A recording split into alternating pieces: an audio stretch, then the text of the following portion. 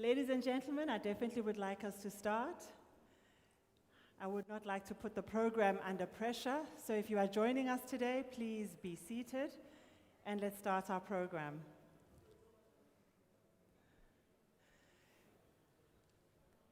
So think of it like a Zoom meeting. I can see you. There's a difference.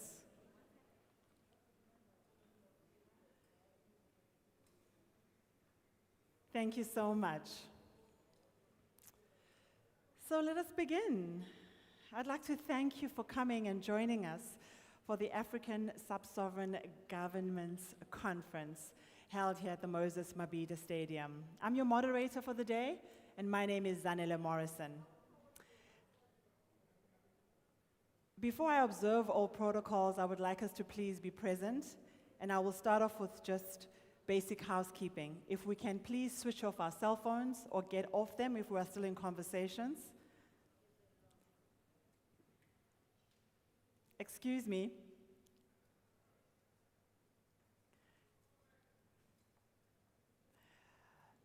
So we have a Wi-Fi password available to you, and it's called African 2021, and it is it's the Network African Sub-Sovereign link with the password African 2021. The lavatories are outside to your right, and again I ask for your cell phones to be on silent. And let me start by observing and welcoming our distinguished guest for the day.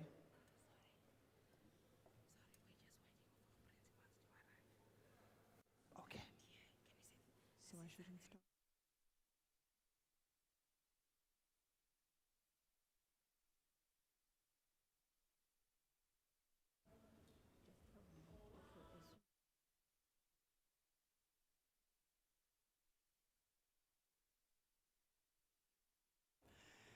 So we are going to give it a few more minutes and wait for our principals to ascend from upstairs and to join us in the front.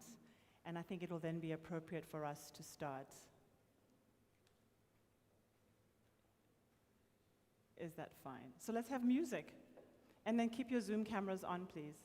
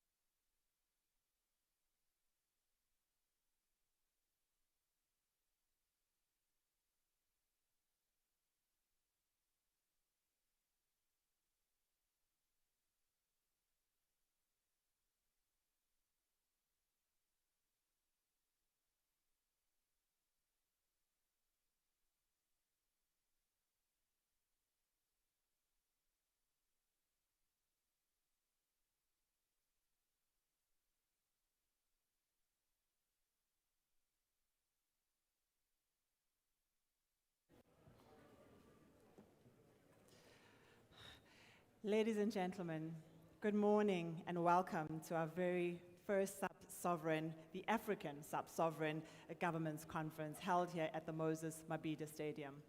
The music reminds us that we are in a stadium. It also reminds us we are Africans connected by one purpose. And today we start off a journey of talking and sharing experiences for trade and investment across the continent amongst the regions. I'd like to start off immediately welcoming our delegates for today, our honorable guests. And that begins me with His Excellency Sihle Zikalala, the Premier of KwaZulu-Natal. I would like to welcome and thank His Excellency Professor Benedict Orama, President and Chairman of the Board of Directors at Afrexim Bank. And also welcome Dr. Mishek Mutize, Head of Credit Risk Research and the African Peer Review Mechanism, who's here on behalf of Professor Eddie Maloka, who could not join us today due to other calling circumstances, and he's the Chief Executive of the African Peer Review. Also welcoming and thanking Dr. Zamani Saul, Premier of the Northern Cape, for joining us this morning. I'd like to really welcome and thank all distinguished guests who've made the time to be with us today. Thanking also all attendees. This event would not be possible without you. And of course, members of the media, we'd like to thank you for being with us. We also have His Excellency Jimmy Lawal joining us from Kaduna State, a surprise and welcome visit to our conference this morning. I have observed protocol, and I thank everyone who has joined us. In short as well, should you need to use the bathrooms, they are outside, just to your right. Please make sure that phones are on silent. Let's have a smooth running meeting this morning. If I may start us off with our introductory remarks by His Excellency Sihle Zikalala. If he may please join me on stage. Thank you.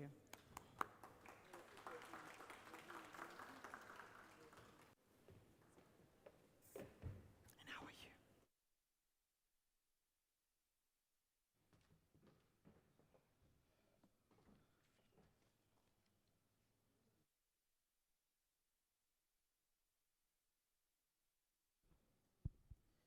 Program Director,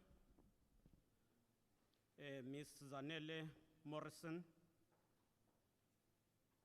Your Excellency, Professor Benedict Orama, President and Chairperson of the Board of Directors of Afrexim Bank, the governors who are here today from various countries within the continent of South Africa, Dr. Mishek Mutize from African Peer Review Mechanism, Dr. Zamani Saul, the Premier of Northern Cape Province, Mr. Park Stau, MEC for Economic Development in Gauteng Province, Mr. Gwazim Shengu, MEC for Education in KwaZulu-Natal, distinguished guests, leaders from various institutions, especially the Secretary of the African Development Bank. Ladies and gentlemen, it is an honor to welcome you this morning at this crucial session of Intra-African Trade Fair 2021. We applaud the Secretariat of the IATF for ensuring that we have a dedicated session to promote understanding of power and roles of African sub-sovereigns in trade and investment. This session was conceptualized to be a platform to facilitate business exchange and development of a sovereign network to promote trade and investment among African sub-sovereigns. I'm sure that at some point, Professor Orama or the representatives of Afreximbank will elaborate on this, and we will be able to take a step forward in concretizing plans of ensuring that this network is concretized into a body that forms opinion in encouraging trade.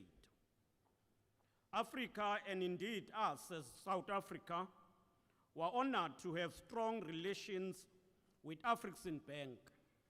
And in this regard, let me take this opportunity to congratulate our sister country, Nigeria, for signing a $1.4 billion facility with the Nigerian National Petroleum Corporation on Tuesday, which is one of the major deals signed in this trade fair. I think they deserve a big round hand of applause. Afreximbank continues to show leadership and funding the deals that seek to grow the slice of the African economy while building bridges among different countries, states, provinces, and local municipalities.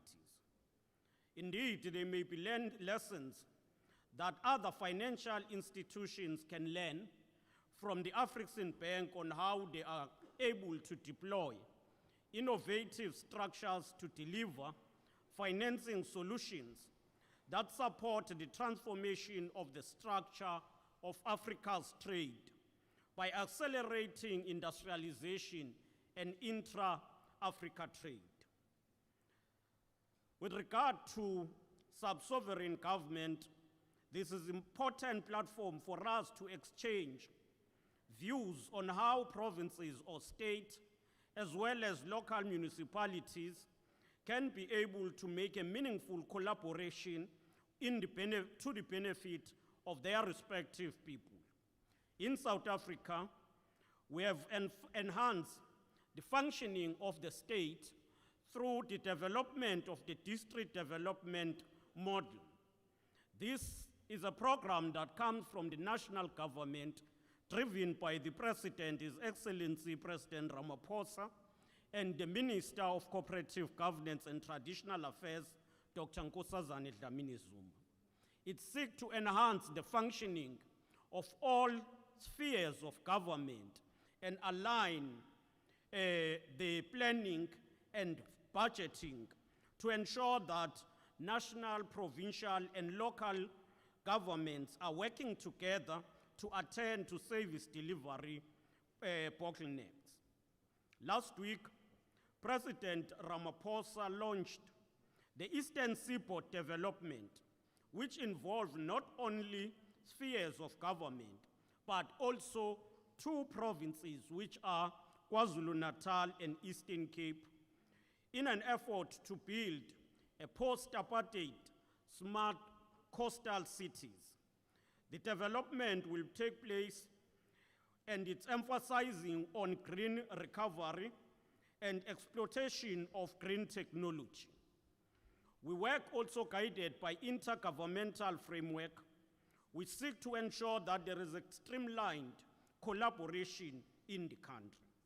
As the province of KwaZulu-Natal, given the critical challenges we are facing, especially because of COVID-19 and economic decline, we have set ourselves key targets as the sixth administration.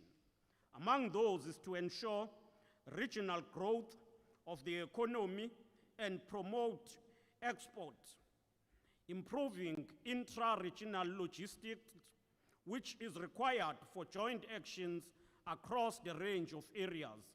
And that's why at the beginning of this trade fair, I emphasized the work we are doing with Mozambique and Swaziland.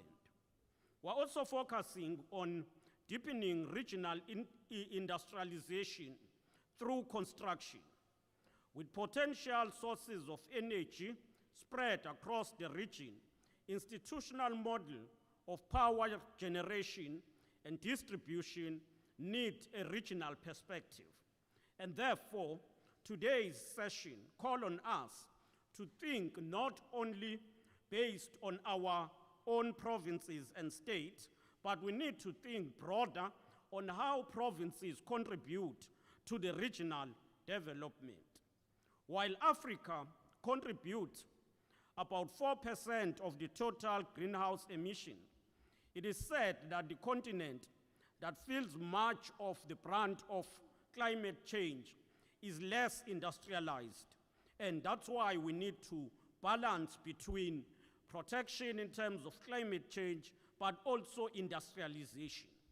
With these few words, as KwaZulu-Natal will continue to support needs for development that help us reduce carbon footprint, while at the same time ensuring that we don't undermine industrialization. We want to take this opportunity once again to congratulate our sister country, Egypt, as it will be hosting the COP27 next year. We are of a view that Africa will only prosper based on collaboration. If we think that there will be one state or country that will prosper because of cooperation with former colonizers at the expense of other African states, we will then be taking ourselves backward. We believe that unity of Africa must find expression through cultural exchange, economic relations, especially the intra-Africa trade. I thank you.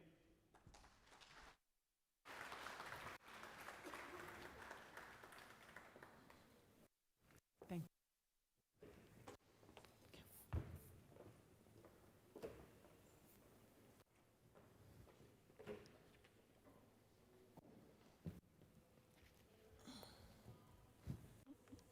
Not so quick.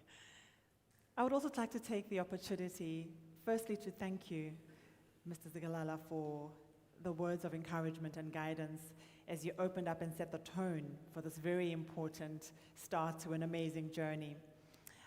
I would like to apologize and also welcome His Excellency John Okaluyode Fayemi, who's the chairman of the Nigeria Governors Forum.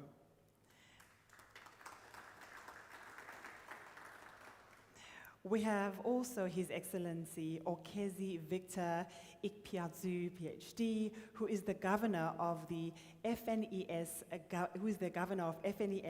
Abia State Government in Nigeria.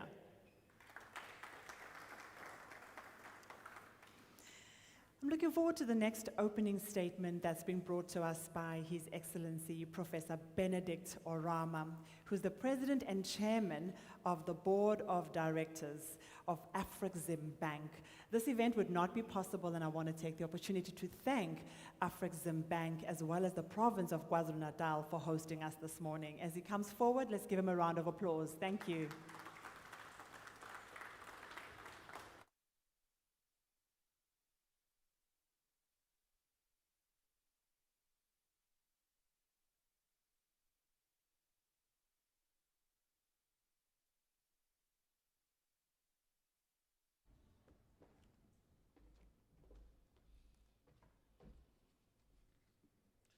Good morning, everybody, and thank you, MC.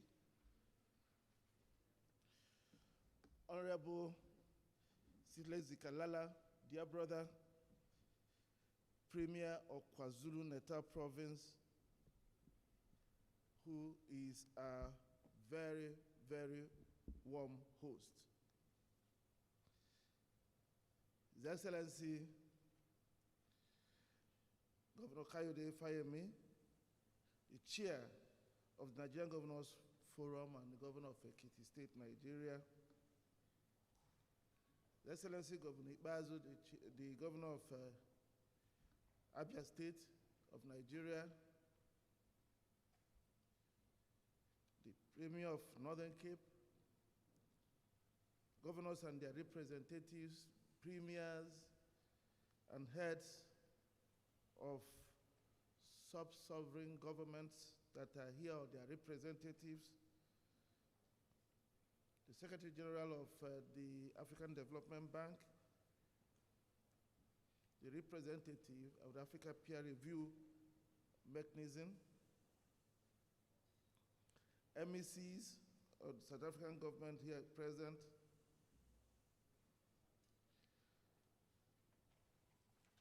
Ms. Kanayo Awani, the Managing Director of Intra-African Trade, who has worked very hard with her team to put this together.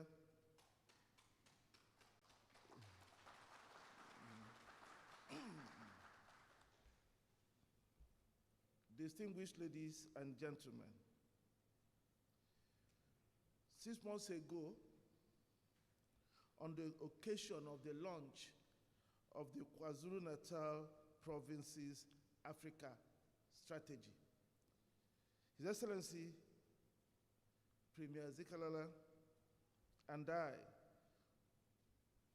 conceptualized the idea of an African sub-sovereign government network. Premier Zikalala was very wise to consult with Afreximbank as he planned and plotted the Africa strategy of his province. As many of you are aware, KwaZulu-Natal, Durban, is a gateway to Africa. It has 2 deep sea ports through which many African countries as far up Africa as DRC import their goods. It also is a route through which many export. There are so many industries here, many of which supply into Africa north of River Limpopo. So it was strategic for the province to think Africa, to talk of an Africa strategy, and not just an Africa strategy. So I thank him for tickling our intelligence to make us think and talk about, hey, why don't we create a network of sub-sovereigns and use it as an engine for developing our countries. So the gathering holding on the side event of the Intra-African Trade Fair 2021 brings that vision to fruition in a very perfect setting. I would like to thank His Excellency Premier Zikalala for agreeing to host the first meeting.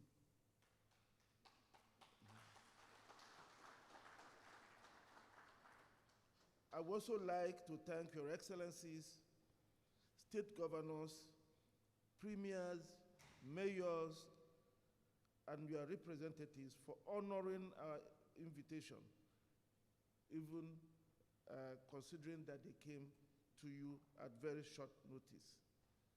That you are here demonstrates the importance you attach to using this vehicle we are thinking of to pursue the development of our continent.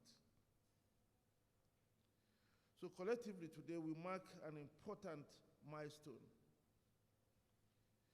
Creating the African Sub-Sovereign Governments Network is another crucial step towards accelerating continental integration and using it as a platform for pursuing our joint development aspirations. The primary rationale for decentralizing and devolving political power is to bring governments closer to the people. It is believed that sub-sovereigns are closer to the people and are therefore better placed to formulate practical policies that directly deal with their priority development needs. It is thought that policies developed and implemented centrally cannot be discerning enough of the peculiarities of the interests of several subunits that make up the whole. Many therefore suggest that it should be the sub-sovereigns and less of the central government that may be more effective at resource management and allocation, and should be left with greater responsibility of managing development programs for the benefit of their people. As Milton Friedman put it once, and I quote, "If you put the federal government in charge of Sahara Desert, in 5 years, there will be a shortage of sand." Your Excellencies, Africa recently commenced trading under the African Continental Free Trade Agreement, the AfCFTA.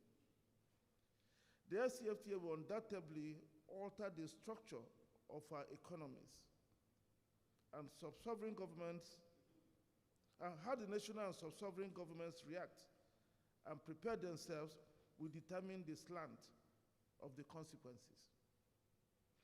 Sub-sovereigns currently do not have a platform to debate these issues.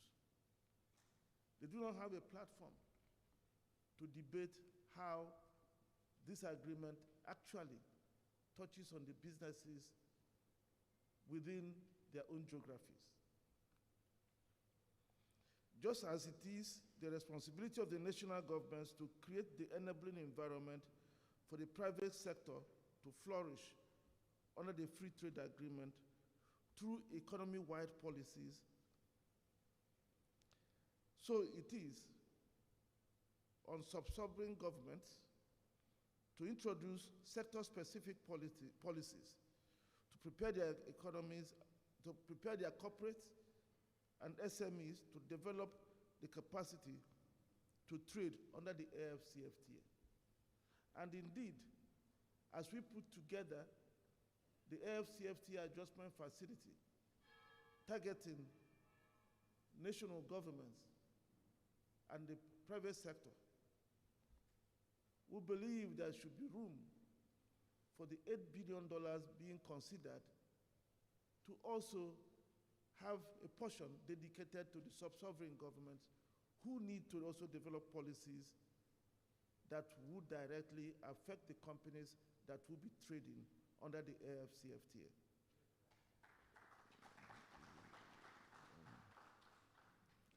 So the good thing is that our Afrexim Bank is the entity mandated by the African Union to put this in place, and we will be engaging strongly. But that engagement can only be forceful and effective when we also have the political voice of the sub-sovereigns behind us. Developing internal readiness and capacity of the local economy to the realities of the AfCFTA is imperative to realizing the gains from the trade agreement. Creating cross-border sub-national partnerships could yield an even more significant benefit, because such relationships could help build competitive industry and trade sectors. The African Sub-Sovereign Governments Network is proposed as a platform to promote socio-economic cooperation amongst African sub-national governments within a continental framework. Given the differences in levels of development and industrial and technological advancements, members will benefit from the exchange of experiences and knowledge. It can also be a platform to promote technology exchange and foster cross-investments that take advantage of market opportunities, resource endowments, and even relative geographic proximity that will be given meaning by borderless Africa that the AfCFTA will ultimately engender. If I may elaborate on this,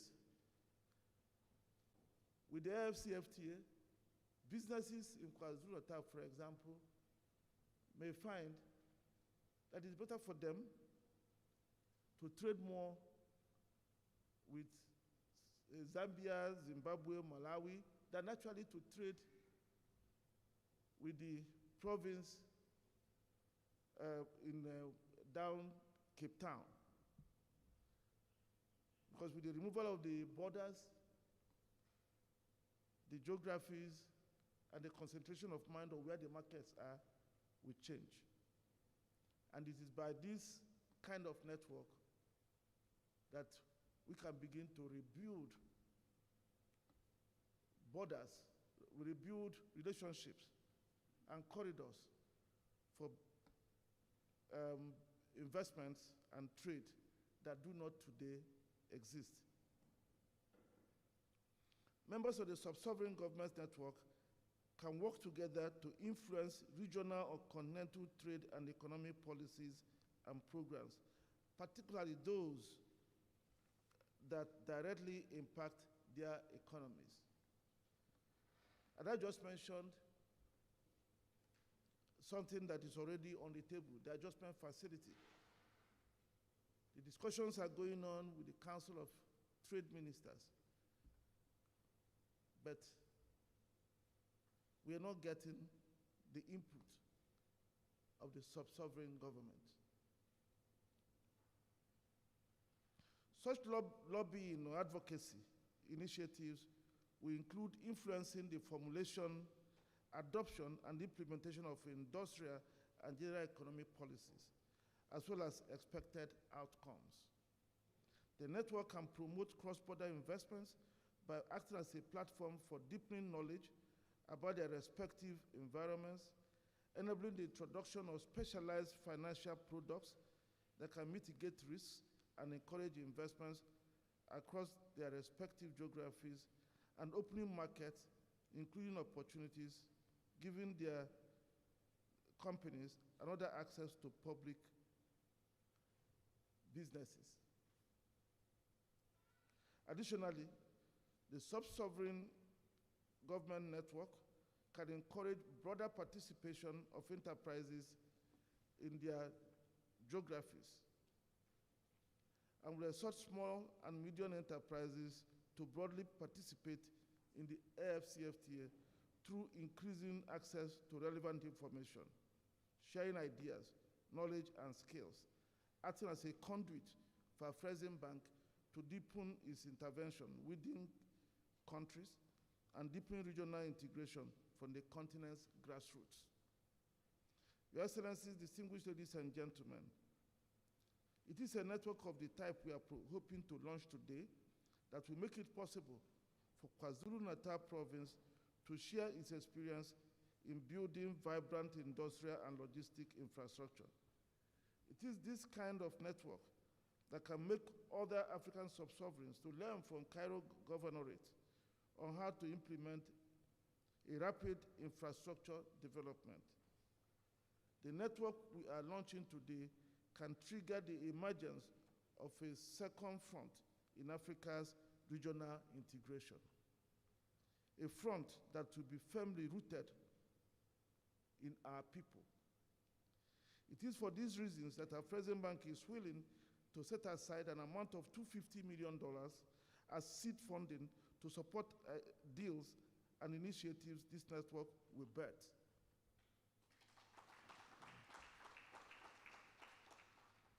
We'll be willing to consider technical assistance and provide project preparation facility, provide guarantees, trade and project finance support, as well as trade intelligence solutions to enable members understand the market better.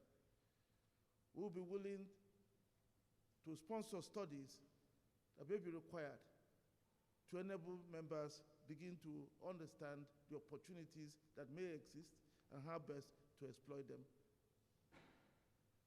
Being part of this moment assures us that with unwavering collective determination, we can build our continent into a more integrated market embedded into the world economy. Your Excellency, distinguished guests, as I close, I remind us all that we are on the cusp of making history. We must seize the moment and contribute towards the attainment of our shared aspirations of achieving the African Union's Agenda 2063, the Africa we want. We look forward to a fruitful conference. I thank you for your kind attention.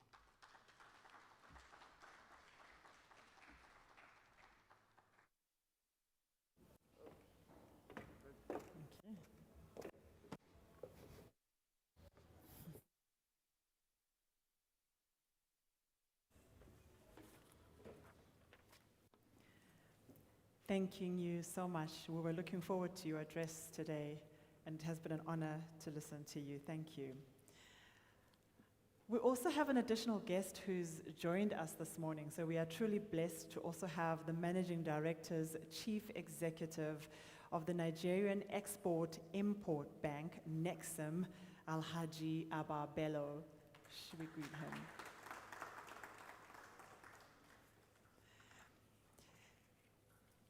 Now, our next presentation is one that looks at the expected benefits from establishment of an African sub-sovereign government network. It'll be given to us by Dr. Meshach Mutize, Head of Credit Risk Research at the African Peer Review Mechanism. He is his brother's keeper, indeed, today, because he is speaking on behalf of and leaning into Professor Eddie Moloka, who's the Chief Executive of the African Peer Review, who could not join us today. So I'd like to invite him on stage, please. Dr. Meshach Mutize, looking forward to your presentation.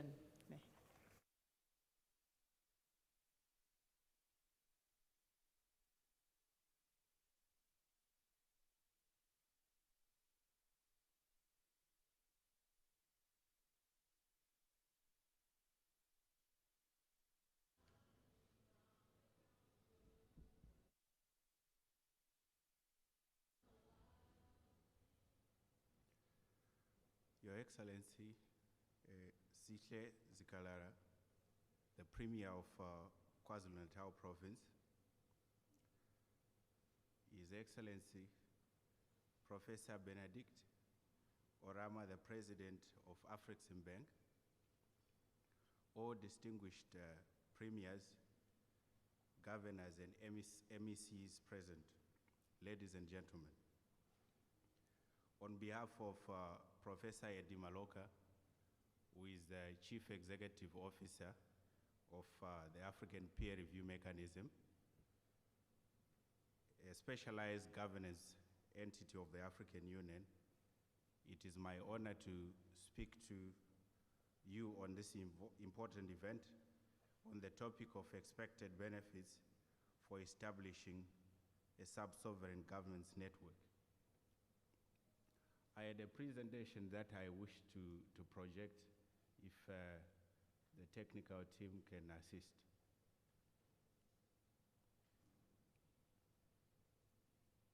So, Your Excellencies, allow me to go through the notes of my CEO that he would have presented, because he really wanted to be part of this engagement, but due to other equally important engagements, he could not be part of us.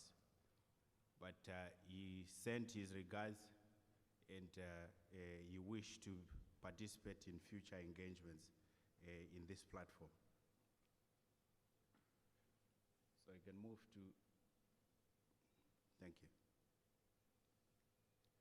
So let me start by pointing out that we all know that the COVID-19 pandemic has demonstrated the risk of over-reliance on export of primary commodities and being over-reliant on global supply chains.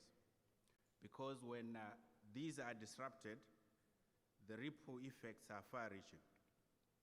Indeed, as correctly pointed earlier, the African Continental Free Trade Area Agreement, the AfCFTA, represents a key milestone towards Africa's drive to achieve an economically integrated continent.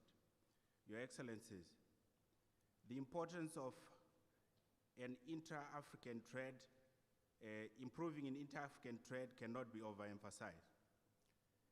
As you are aware that countries are currently preparing their national strategies for the implementation of intra-African trade agreement, which reflect national priorities and the interest of a range of stakeholders.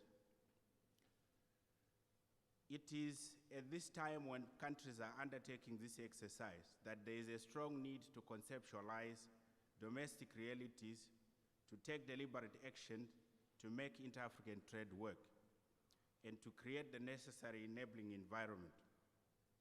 Furthermore, the need for diversification and value chain development under the AfCFTA should thus overcome existing constraints to inter-African trade.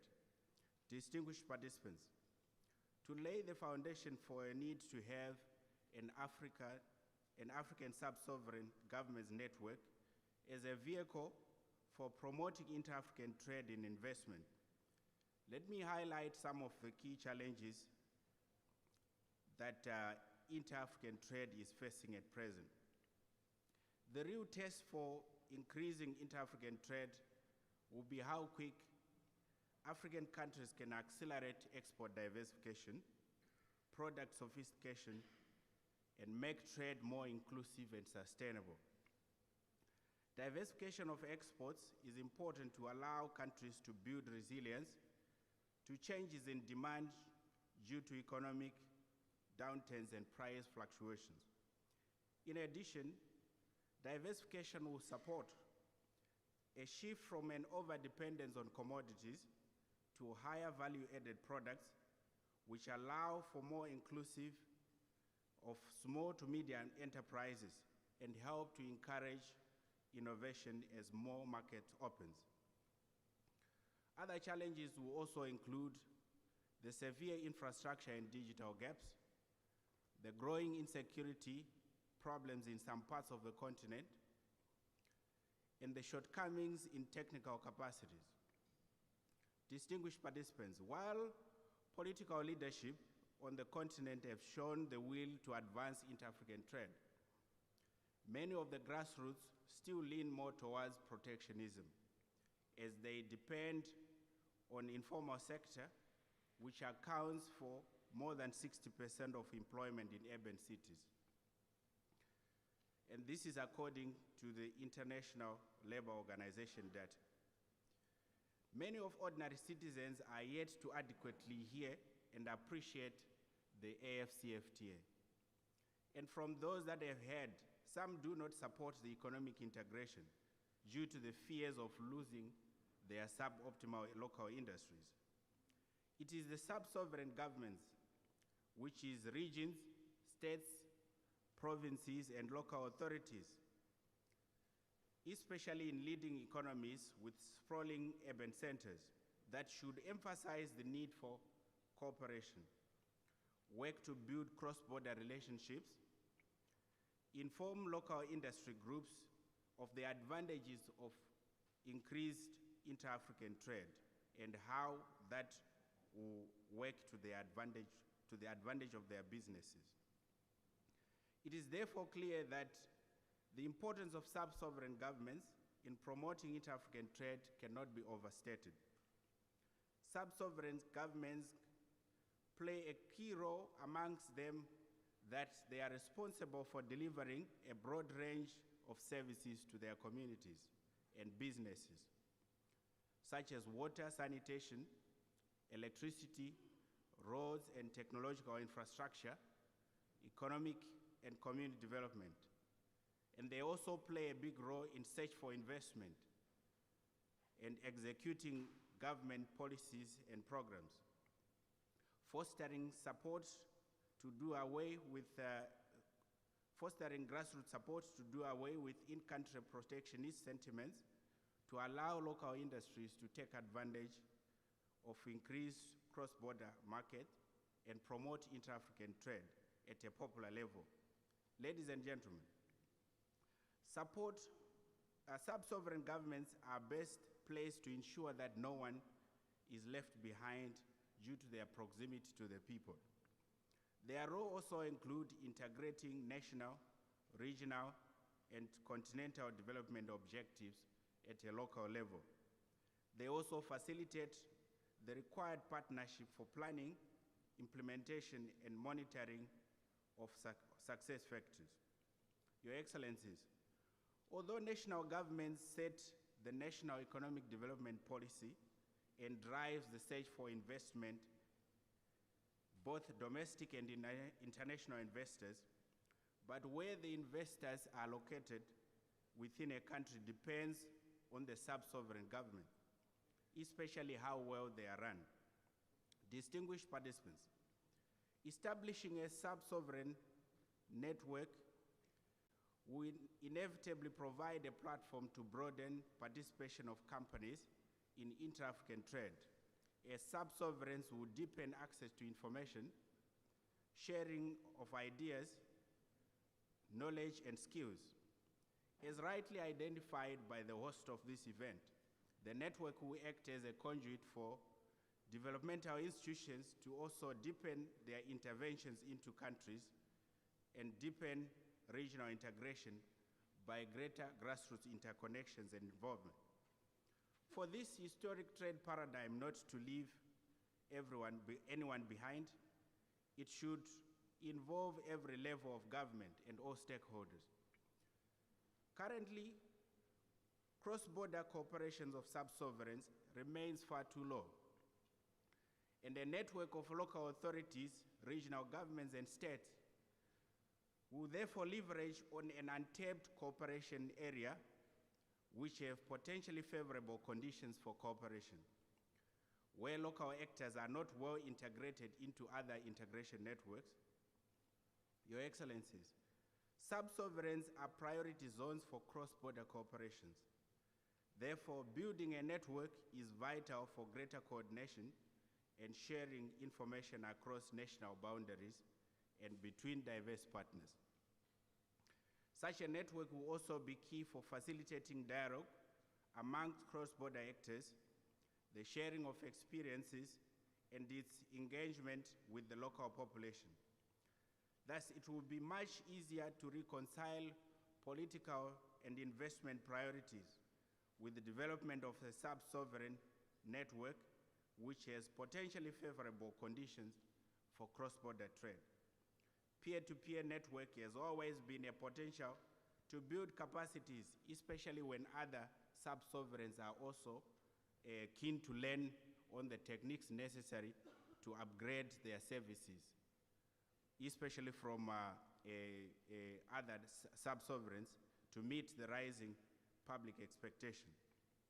In addition, distinguished participants, greater involvement of sub-sovereign authorities in the implementation of the Continental initiative, such as the AfCFTA, helps to implement the principle of subsidiarity, which recommends that decisions should be taken at the most efficient level of administration.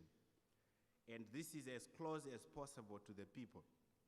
Until now, however, sub-sovereign authorities have been largely sidelined from policies designed to promote inter-African trade. During the last 2 decades of the 20th century, cities, local authorities, and regional authorities in developed economies have become very active participants in international relations.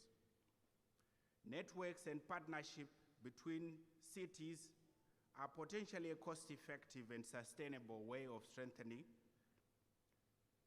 the capacity of cities to deal with their own problems in close touch with their citizens. Nearly all cities in the developed economies are increasingly working together on topics affecting responsibilities, enabling their personnel to exchange experiences on a peer-to-peer basis, transferring and adapting successful practices to new contexts. Cities are also becoming increasingly involved as direct participants in international programs addressing other problems such as urbanization and sustainable development. However, Your Excellencies, for the sub-sovereigns to effectively play their role in promoting inter-African trade, there is need for human, technical, and financial capacities. They need to be empowered through decentralization to make decisions and effectively allocate resources at a local level, especially in countries that have fully implemented both administrative and political decentralization policies. In conclusion, Your Excellencies, let me highlight that the African peer review mechanism has national structures in all its 41 member states, which support the implementation of its work at national level. On behalf of my CEO, the African peer review mechanism pledged its support to the proposed sub-sovereign governments network and is ready to collaborate with the AfCFTA and the AfCFTA, which the APRM has signed an MOU with, to make inter-African trade a success. I thank you.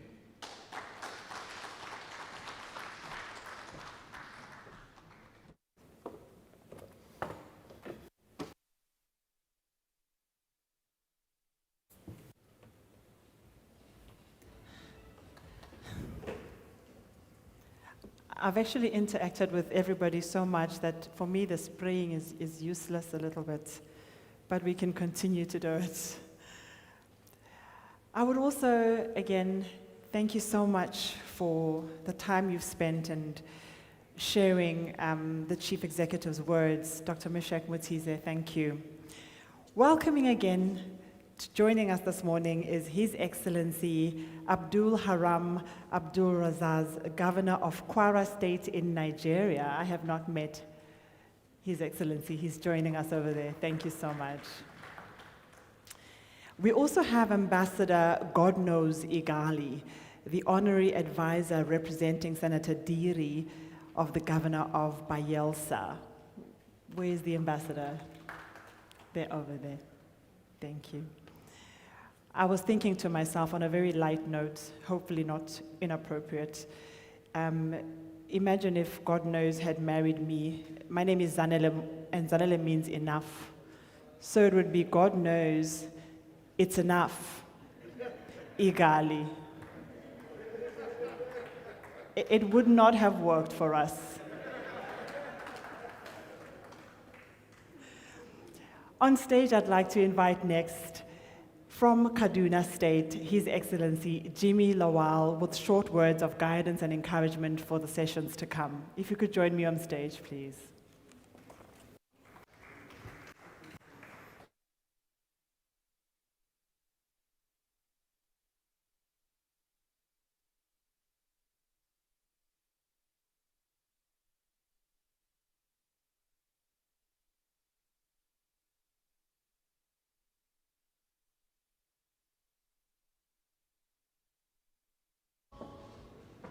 Good morning, ladies and gentlemen. Your Excellency, Premier Sile Sikalala, our host, my brother, President and Chairman of AfCFTA, the brain behind this gathering, we cannot thank you enough for focusing attention on the importance of inter-African trade. This is perhaps for me the most important way of improving the condition of Africans throughout the world. People don't usually get it, but I have no doubt in my mind that unless we trade more with ourselves as Africans, our development will remain stunted. Thank you very much, sir. My other brother excellencies from Nigeria, Governor Kayode Fayemi, Governor of Kwara State, and Governor of Bayelsa. Thank you, Governor of Abia as well. Thank you, sir, for being here. Governor Nasir El-Rufai of Kaduna State sends his greetings to all of you. And he sent a big delegation from Kaduna State to this event because of the importance that he attached to the development of intra-African trade.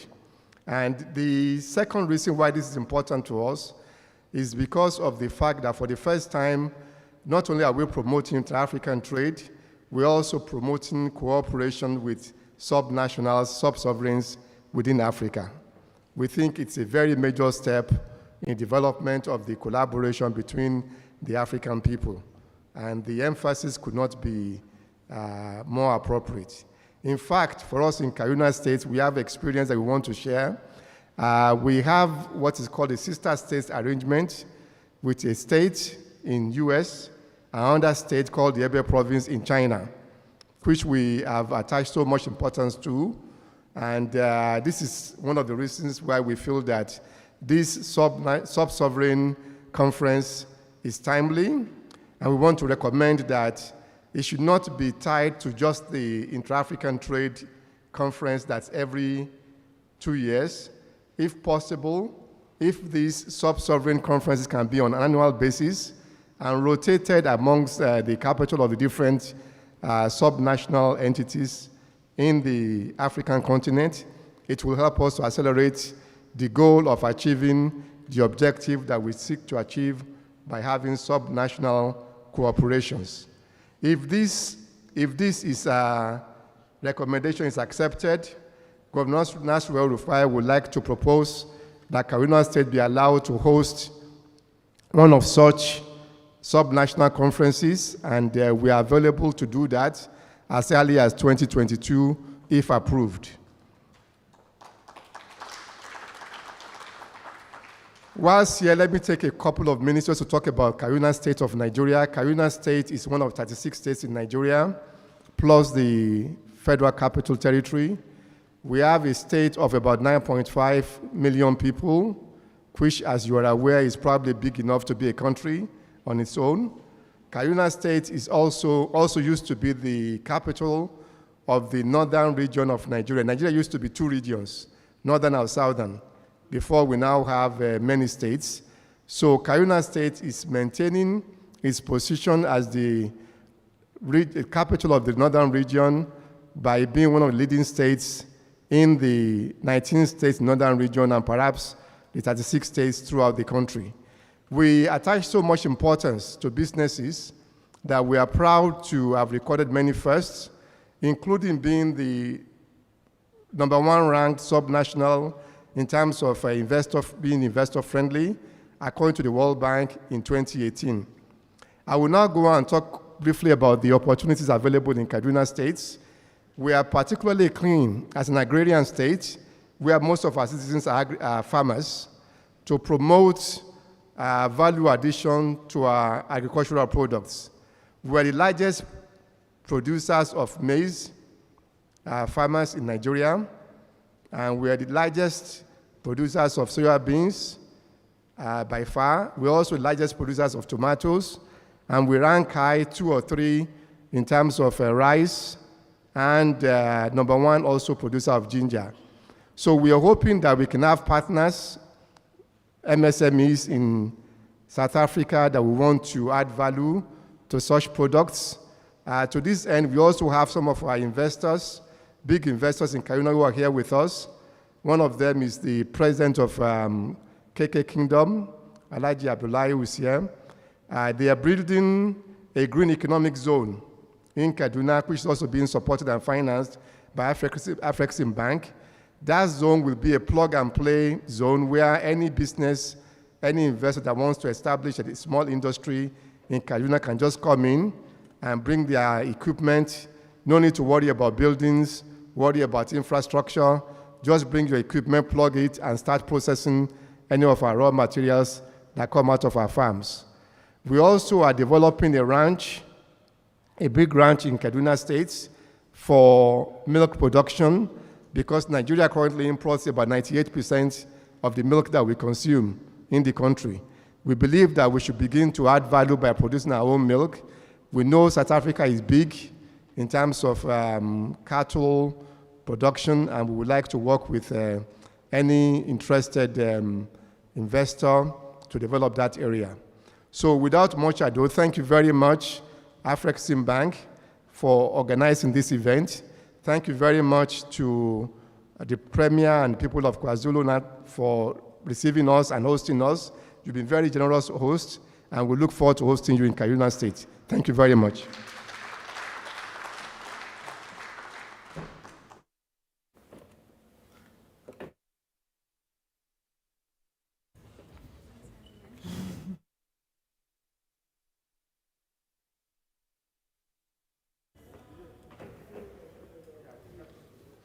We're moving on to a very exciting part of our program, and thank you to His Excellencies that have set the tone for the conversations to come.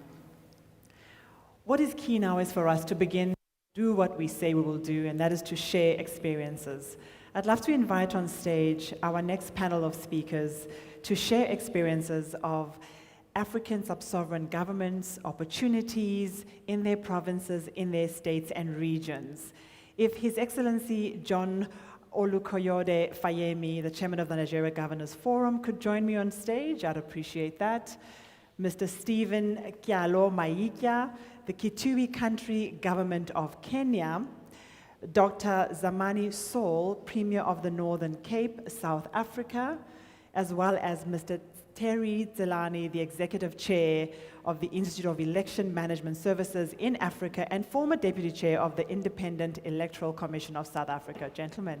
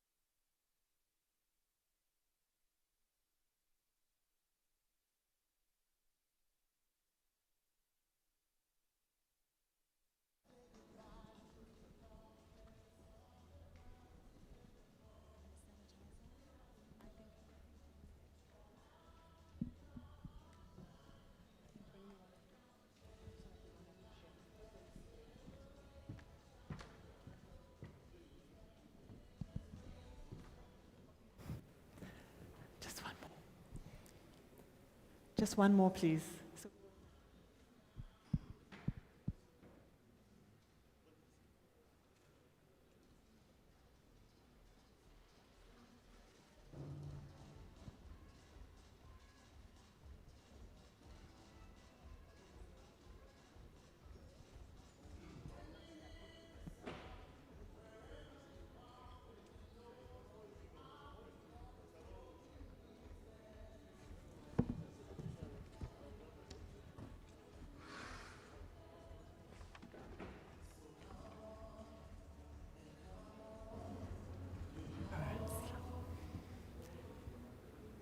I'm happy to start us off while we wait for the 5th additional mic.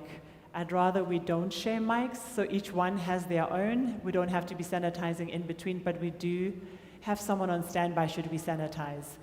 If I may begin the conversation on experiences across sub-sovereign governments. Why has this not been something that has been a natural, organic occurrence, or we find ourselves in a situation where we actually have to deliberately open up the gates? And I'd love to start with you, His Excellency John Olukoyede Fayemi. What are your thoughts on the experiences so far that'll carry us through to a networked intergovernment states? Let me thank our host, Premier Secretary of KwaZulu-Natal and the President of the African Export-Import, Banga Frexim, and my colleagues on the panel, distinguished ladies and gentlemen. Well, Your question is why hasn't this been a natural occurrence? Well, the enduring legacy of the post-Westphalian nation state is such that we are all wedded to the notion of the sovereign in a way that we totally ignore that you cannot have the nation without having the sum of its parts. And just as we've had, whether you're talking of KwaZulu-Natal or Kaduna State or the governorate of Cairo, many of these subnationals are bigger than some of the countries that are even associated with the benefits of sovereigns. I mean, I come from a small state, although I chair a forum of 36 governors. I have only 3 million people in my state. But I can tell you that that state is bigger than at least 10 African countries. And you can come right from the Gambia, Cape Verde, to Seychelles. I'll name 10 countries that small state. When you compare that with Lagos State that has almost 20 million people, or Gauteng province, or Cairo, the mismatch becomes very obvious to you when you focus exclusively on the sovereign without a corresponding focus on the opportunities that are available at the subnational level, particularly as we move into a continental free trade area and the opportunities for supply chains, for industrial cooperation, for economic integration. And the second challenge, and I think AfCFTA is helping to overcome that now, is also precisely because the bilateral and multilateral institutions driving these initiatives are also wedded to the notion of the sovereign states.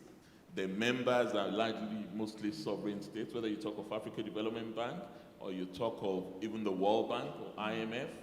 So they're not able to even engage as successfully as they ought to be engaging at the subnational level. For example, down to the basics, you cannot borrow as a subnational at the concessionary rates that nationals get unless you go through your national government, which may preclude you from doing that for a whole range of reasons, partisan reasons and otherwise. You may be a party at the subnational level that is not the same party at the sovereign level. And that's just a tip of the challenges that we have, so that we're doing this, that the AfCFTA, and I know AfCFTA has started doing a number of these, engaging private sector players at the subnational level.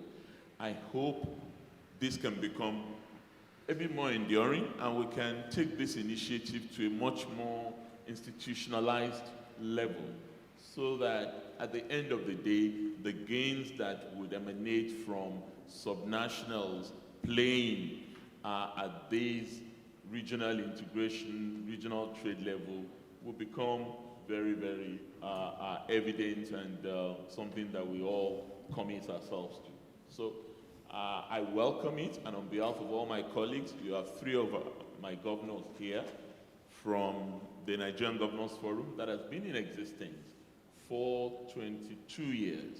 And the Nigerian Governors Forum is a peer aligning forum of states in Nigeria. There are things that are better done, just as the representative of Kaduna State has just mentioned in Kaduna, that we learn from in other states, and then there are things that Kaduna will go to Lagos to learn from. So we have a framework for peer learning, and I hope that could form part of what we do here. And I'm glad that this is actually happening now. I started this conversation with David Makurai about 2 years ago, and then COVID intervened.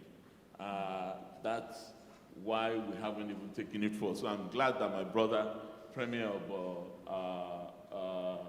KwaZulu-Natal, has taken the initiative and pushed it forward. So I'm sure between and amongst all of us, working with the president of AfroExim, we can drive this process. And we also do it at regional level. When the governors came into office in Kenya, because it's a new experience in their constitution, the Kenyan governors invited us in Nigeria, and I had to go and engage them. I had to go and talk to them about how we negotiate with the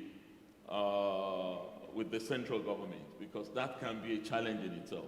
When you are a subnational, engaging your central government is not always a rosy arrangement. So there are lessons for all of us to learn from one another in this process. Thank you.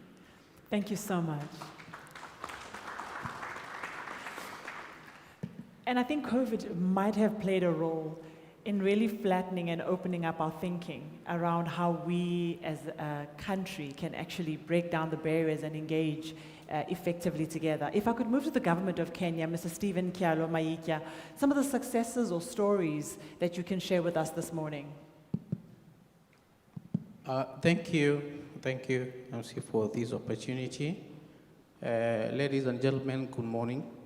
His Excellency Zagalala, Premier KwaZulu-Natal, His Excellency Prof. Benedictor Orama, President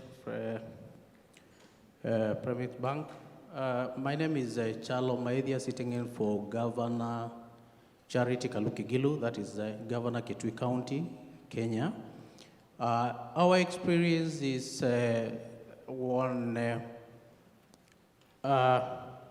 local apparel factory, which is a Kitui County Textile Center, a factory which was started by the governor in 2018, which is tapping on the local labor market, that is the youth, towards trying to establish what locally can be manufactured and which opportunities we can tap. Kitui County Textile Center is a textile apparel factory by a regional government that seeks to achieve job creation for youth, market for local goods, revenue for the county, value addition to local produce, and this is one of the companies which stood out during this COVID time because we came up with the production of PPEs, that is the protective pairs, that is the masks, coveralls, scrubs, and went a long way in bridging up the gap to the essential commodities during that time in the country. You realize that it seeks to expand that enterprise to meet the local, international, and even Intra-Africa Continental Free Trade Area and AGOA that we need to bridge that gap.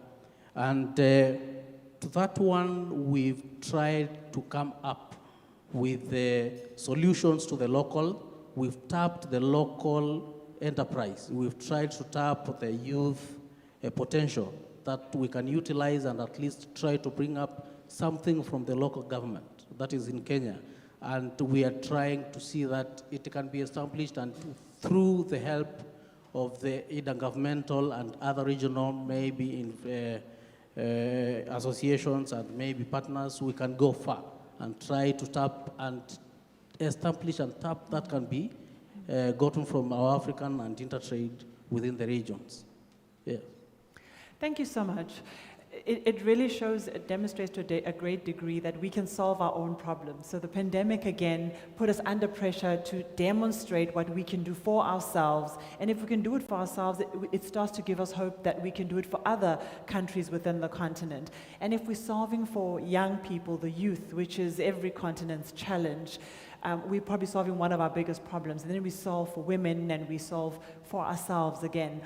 Let me move on to Dr. Saul, who's the Premier of the Northern Cape in South Africa. Share with us some of the successes that you think will help carry us into this new network and what's possible.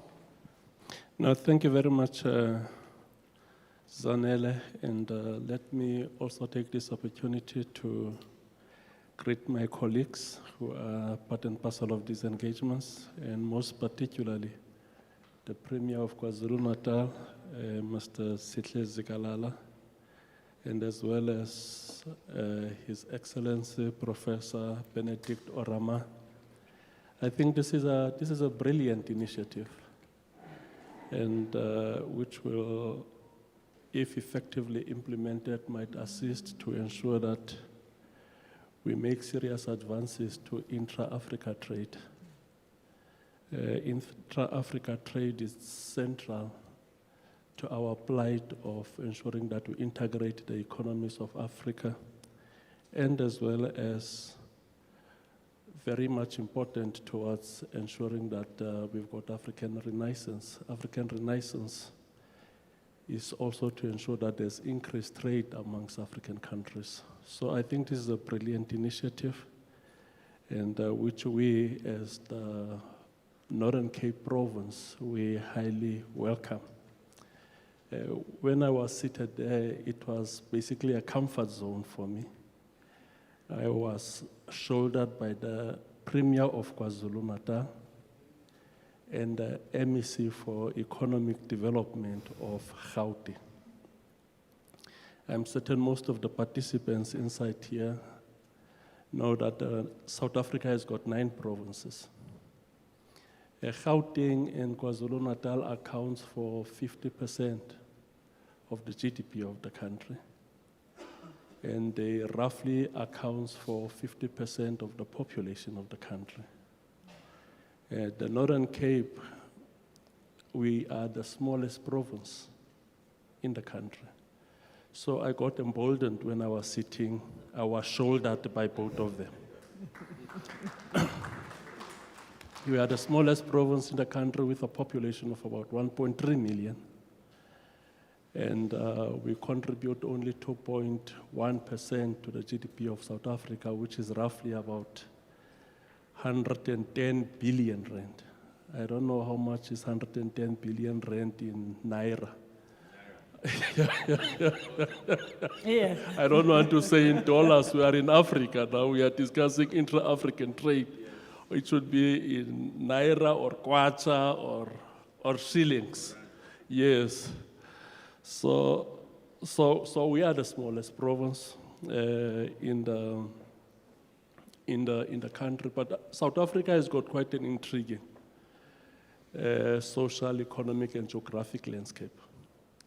If you take both provinces, KwaZulu-Natal is roughly 94,000 square kilometers, and Gauteng roughly about 18,000 square kilometers. So if you take both provinces, combine them, you put them in the Northern Cape, you'll put them 3 times in the Northern Cape, because we account for 30% of the landmass of the country.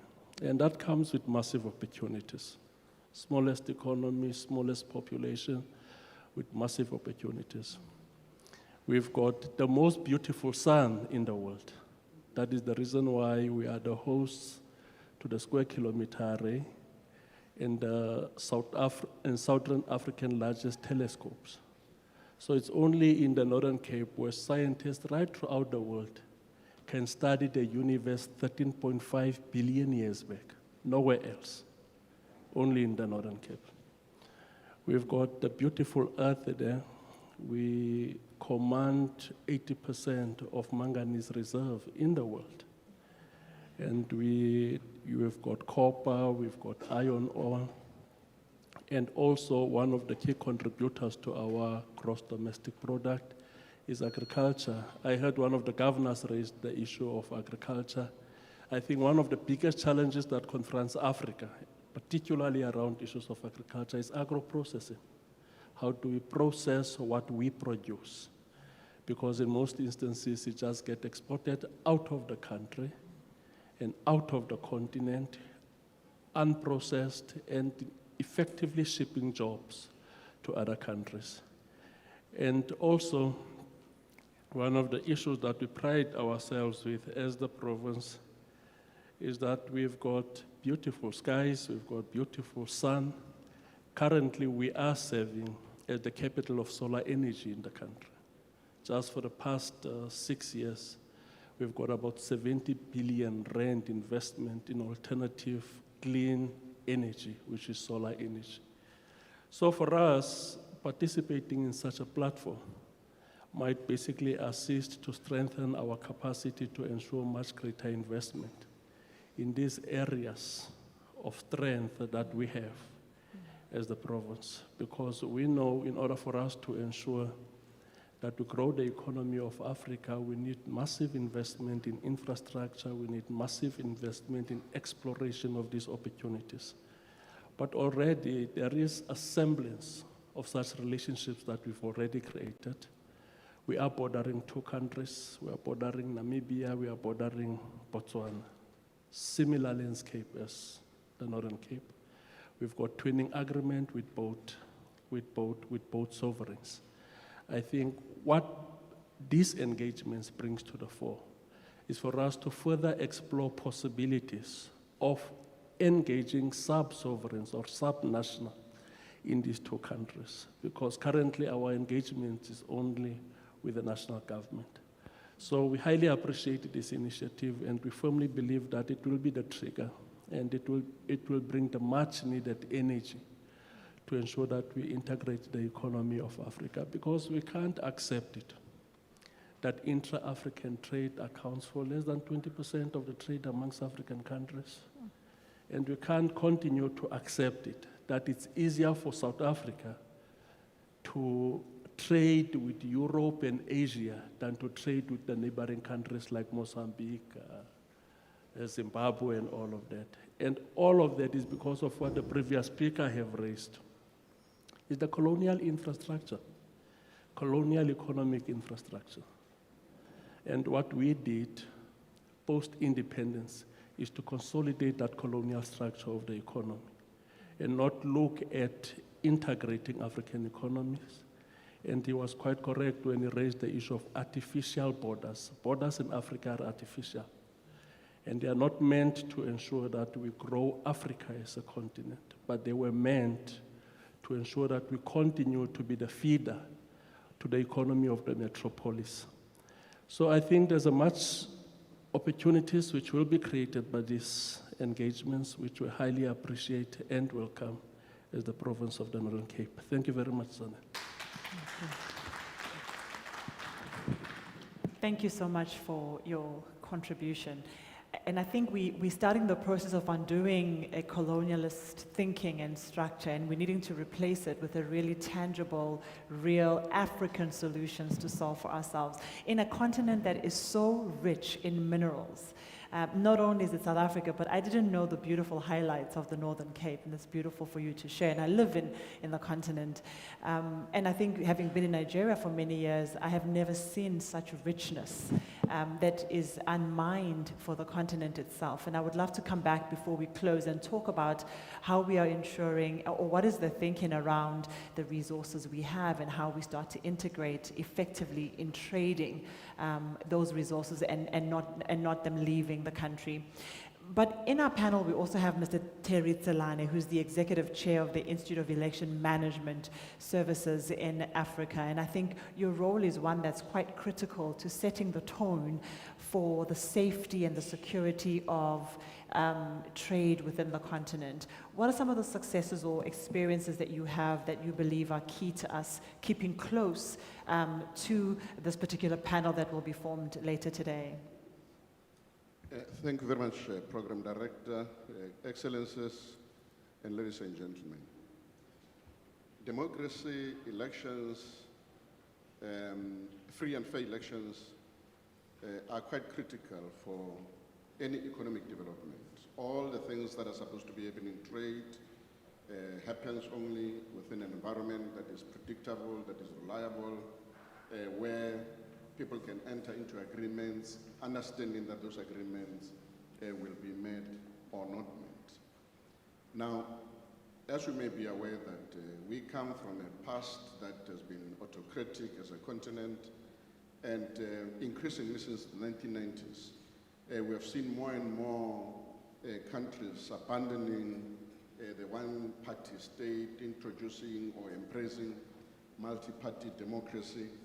And it's been a wonderful environment within which now we can talk about trade between countries, because investors and people who want to trade with particular countries want to make sure that even if a particular government is no longer in power, that the investment will be safe, knowing that there is that aspect of reliability and predictability and policies that would ensure continuity of trade between the countries. Now, if you look at countries that have been unstable, those are the countries where essentially it's been very difficult to have trade taking place.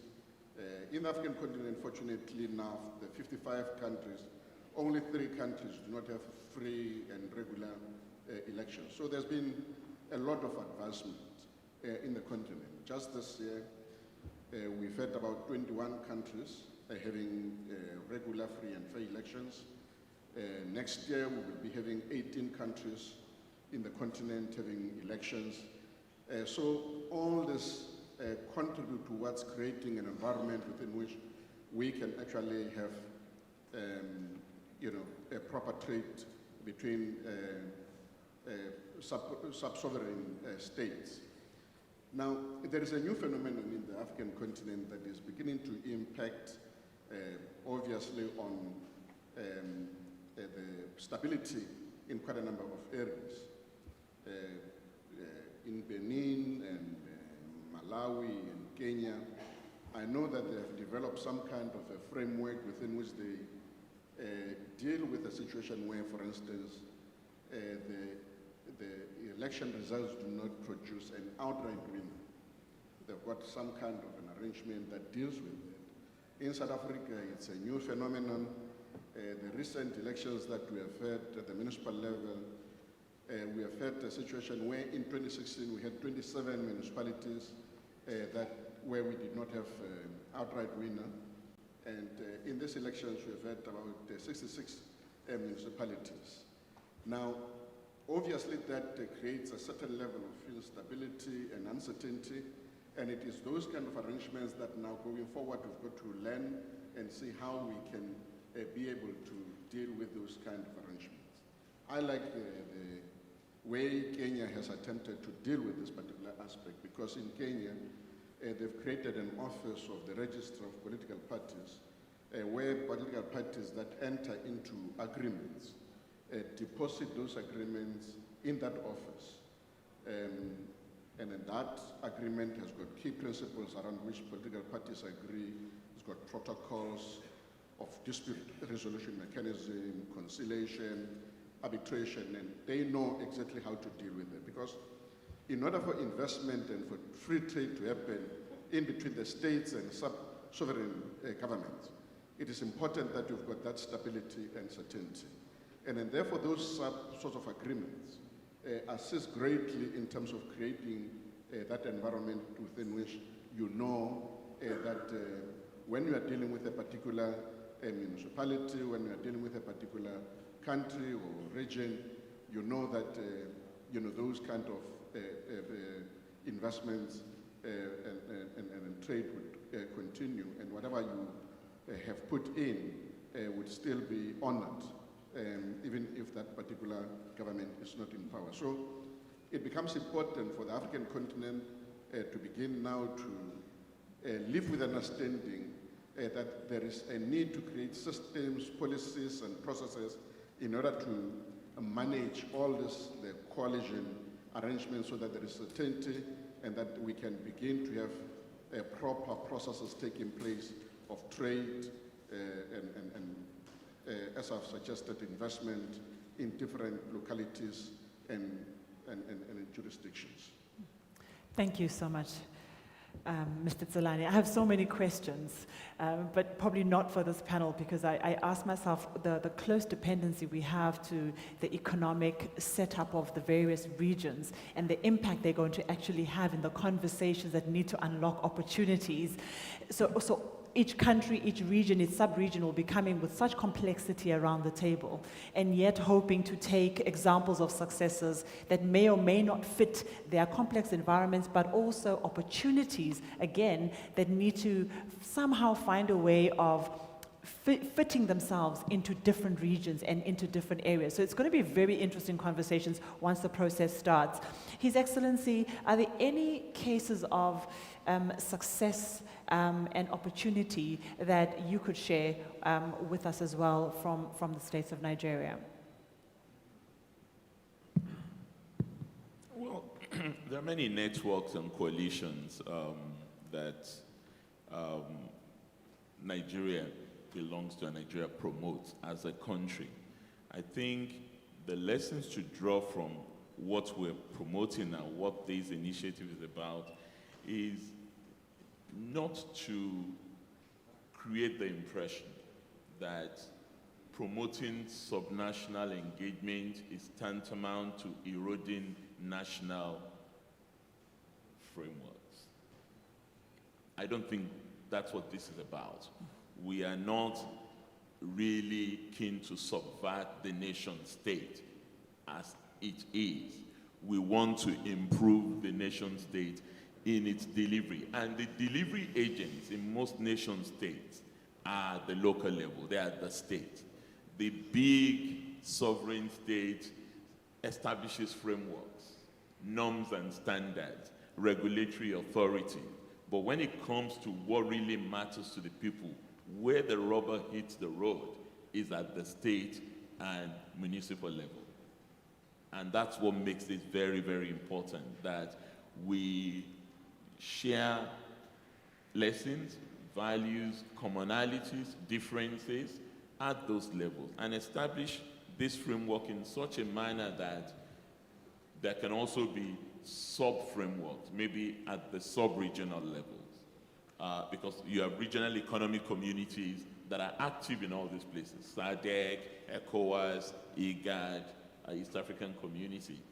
This can be replicated at the regional levels, but the important thing is to begin to use this to address the gaps that exist in just normal sovereign state arrangements, which is not often people-driven arrangements.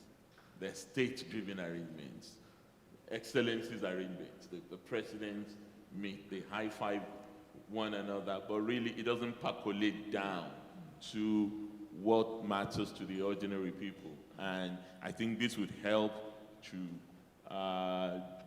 delve deeper into those challenges that are existing at the local level. So we've seen that with our forum. There are things we get done with multilateral institutions via the instrumentality of the Nigerian Governors Forum. So things that they are not able to deal with before, they're beginning to look for ways to create opportunities at the state level, because there's a forum that provides the framework for that to happen. And I believe that that's what this initiative sets to achieve at the continental level. Thank you. Thank you so much. Would anybody else like to lean into this conversation before I close and we move on? Any other additional thoughts? Thank you so much so far. Are you good? Fantastic. Well, thank you. That gives me more time for us to move on to the next panel. Thank you for your contributions and your time this morning, and thank you to all our delegates who've sat by and listened. Just give them a round of applause. Thank you. Thank you. Thank you so much. Quick and painless. Yeah.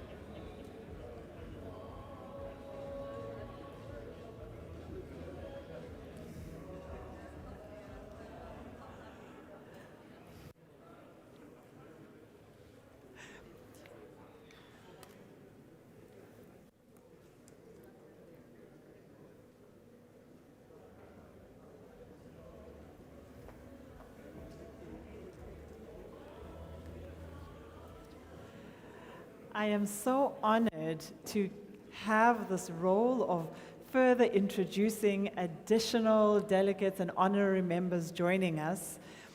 We do have joining us as well this morning is the African Union Commissioner for Economic Development, Trade, Industry and Mining, represented by Dr. Jean-Denis Kabikini, Acting Director, Economic Development and Trade. Where's the doctor seated? If he may wave at us so we can welcome him. Over there, thank you so much. Also thrilled that Professor Puleng Lenkabule, the Vice Chancellor of the University of South Africa, has joined us this morning. Seated over there. Thank you. Here she is. Welcome. Thank you so much for taking the time to be with us today. The list keeps on growing. Please do send it to me, but do not send me repetitions. It's causing me lots of confusion.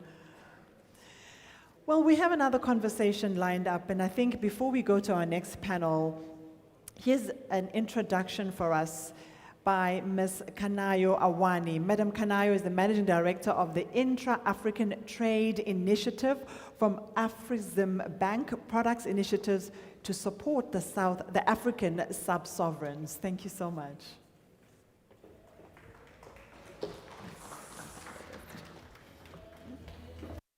Welcome. Thank you.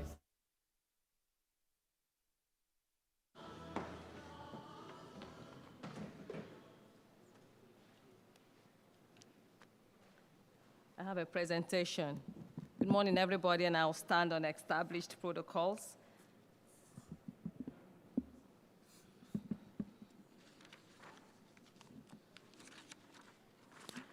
When I was thinking about this presentation, I didn't know where to start. I wasn't sure how much people knew about the bank either. So I do have quite a bit of a long presentation, but I would waltz through it. I knew for a fact that we've dealt with certain sub-sovereigns, for instance, KwaZulu-Natal.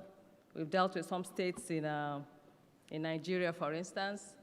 But I'm also mindful that probably many others didn't know about the bank. So in starting, I'll talk about the bank, and I'll talk about our strategy, and then I'll talk about some of our products. This, for me, is just to share information. Today, we have a number of our colleagues here who are ready to, here to deep dive into more specific discussions, as it were. Afrexim Bank was created in 1993 under the auspices of the African Development Bank. It's a child of necessity, developed, instituted to deal with gaps that arose in the 1980s due to global debt crisis. Its main mandate is to promote and finance intra and extra-African trade. It uses three broad instruments to do so: credit, trade, project finance, risk-bearing instruments, and trade information and advisory services. I'll talk a little bit later about our equity fund as well, which is a subsidiary of the bank. It has 4 classes of shareholders. The primary one is with category A, is held by African governments through their treasuries or central banks and other designated institutions, including and also regional institutions like the African Development Bank and others, African and sub-regional institutions. Category B is shares held by African financial institutions, as well as African private sector. The first category is about 61.4% shares, which is category A, African governments, regional organizations as well. The second B category is which is African financial institutions and private sector, is about 24%. So together, this is the bulk of the bank shareholding. But we have a category C at 9.7%, which is held by non-African institutions, especially financial institutions. And then a fourth Category D, which is open to literally anybody through depository receipts that are currently held by the State Bank of Mauritius. Our headquarters, we have 51 member countries. Of the 55, 51 are member countries of the bank. Our head office is in Cairo, Egypt. We have branch offices. A number of our regional heads are here today. From Nigeria, we have a branch in Abuja looking after Anglophone West Africa. We have also from East Africa, we have a branch in Uganda looking after East Africa. We have a branch in Côte d'Ivoire also looking after Francophone West Africa. We have recently introduced, we have a branch, and how can I forget, in Harare looking after Southern Africa region. And we recently opened a branch in Yaoundé for Central Africa region. We're an investment grade company, bank. You can see the rated by Moody's, Fitch, investment grade. Our strategy, we are on our 5th strategic plan. We called it Impact 2021 Africa Transformed, a plan between 2017 and 2021. That intra-African trade strategy is hinged on 4 pillars. Promoting intra-African trade, facilitating industrialization and export development. The 3rd is to continue to maintain our trade finance leadership. And 4th is, which is internal to us, is financial performance and sound financial performance. You'll see that it looks like an arrow with intra-African trade as the arrowhead of the strategy. From 2022, we're going to our 6th strategic plan, which we have dubbed to consolidate and extend what we have been doing over the last 5 years. I will zero in on the intra-African trade strategy. The intra-African trade, in our context, intra-African trade, we have defined it as trade between and amongst African countries, but also trade between Africa and Africans in diaspora. When I get into the conversation later on and the products, you'll see where the diaspora also comes into play. We have also broadened it to include informal cross-border trade, which is huge. And we thought that by including cross-border trade, we can begin to work towards formalizing it and making interventions, that are meaningful. And we all know that we cannot discuss intra-African trade without industrialization. Intra-African trade is hinged on the trade of manufactured goods as well as services. That intra-African trade strategy is also hinged on 3.5 pillars. The last pillar is an ancillary pillar, but the first one is, we call it create, and that is to intervene in sectors and areas where we can facilitate capacity for production and processing, in short, value-added products. The second one is connect, and this here is to intervene and identify key institutions that will enable us to connect the dots. And what that means is that we'll connect buyers and sellers, investors to investment opportunities in the intra-African trade value chain. And deliver is the 3rd pillar, which is to intervene in areas that support efficient and cost-effective distribution channels within the continent. That ancillary pillar I talked about, they call it measure, in a sense is basically to introduce monitoring and measurement mechanisms. One of those I talked about is measuring informal trade that has become formalized, but it's also to monitor and measure our interventions. We want to hold ourselves accountable to ensure that we are not just talking, but that we're also walking it.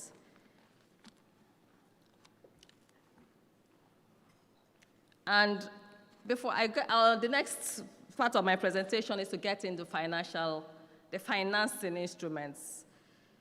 Intra-African Trade Division, which I lead, is divided into 3 units. One is financing. We finance intra-African trade. We finance intra-African investments. The other one is facilitation. We've heard a little bit about the challenges facing intra-African trade, and we realize that financing alone will not do it. And that second unit speaks to facilitation. So there will also be a presentation on the facilitation instruments and initiatives that we have to ease the movement of goods and services across borders. And then also we have a third unit, which is the Intra-African Trade Fair, which is the reason why we're here today in this period in Durban. It is a trade facilitation instrument, but the scale of the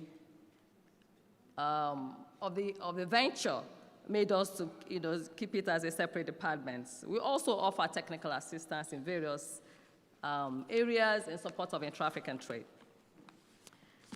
So if I go into the key financing instruments, and of course these are not all, I just talked about, tried to put them together in what I thought would be useful for this audience. We have what we call the global facility, which is basically to support large and small multinational corporations. We have thought that we will need to support African multinationals to be able to accelerate the growth of intra-African trade. But we also identify the fact that those multinationals will also drive the smaller companies, and in a sense, pull them up. So we have those for intra-African trade champions, and we have those we call the feeder group, which is intra-African trade feeder groups. We call those intra-feeds. The reason this conference is interesting for us is because you think about it, if a head of state is going on a mission, he's probably going to go with the large corporates. But within the states and counties and provinces, there might be others that are not very apparent, and maybe belong to the feeder group that require also attention, require the exposure that the large corporates. So we provide financing facility, but for this group, we don't only provide financing alone, we support them with twinning services, matchmaking. When Professor Orama is going on state missions, we try to have him accompanied by businesses across Africa that are able to handle transactions and get exposed to opportunities in other African countries. And of course, AfroExim Bank is on hand to finance those. We also have our Intra-African Investment Finance, and this is a financing instrument that supports investments across borders. We call them, especially African direct investments. It sets up ventures that support setting up or expansion of businesses from one African country to another, supporting acquisitions, joint ventures, businesses under concession agreements, non-equity modes such as franchising, licensing. I'll talk a little bit about those later on. We also provide investment guarantees. The purpose of this is to protect investors against risk events that may impair their investment rights or earnings. Anything that may, through a government-specified action, that may hinder the investors from normal operations or repatriation of profits. The other forms of guarantees that we also offer, we offer contracting, related guarantees, guarantees such as bid bonds, advance payment guarantees that are issued by financial institutions to African companies that are prospecting for construction, EPC contracts in other African countries. We also have what we call the export contract availability guarantee. We also have our interstate transit guarantees, but that one I'll talk about it a little bit later in this presentation. We also support, provide guarantees in support of African governments' commitments to project promoters.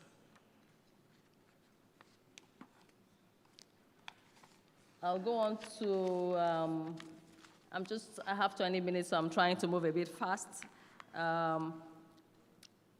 We also have Merchant Marine Facility, which is designed to finance acquisition of vessels and other types of cargo ships in order to promote and facilitate sea links through providing medium-term loans, guarantees. We also provide other forms of support. We're working with Nexim, for instance, on the Nigerian Sea Link project, providing technical assistance, funding, grants, and also looking to support some of their fleet financing.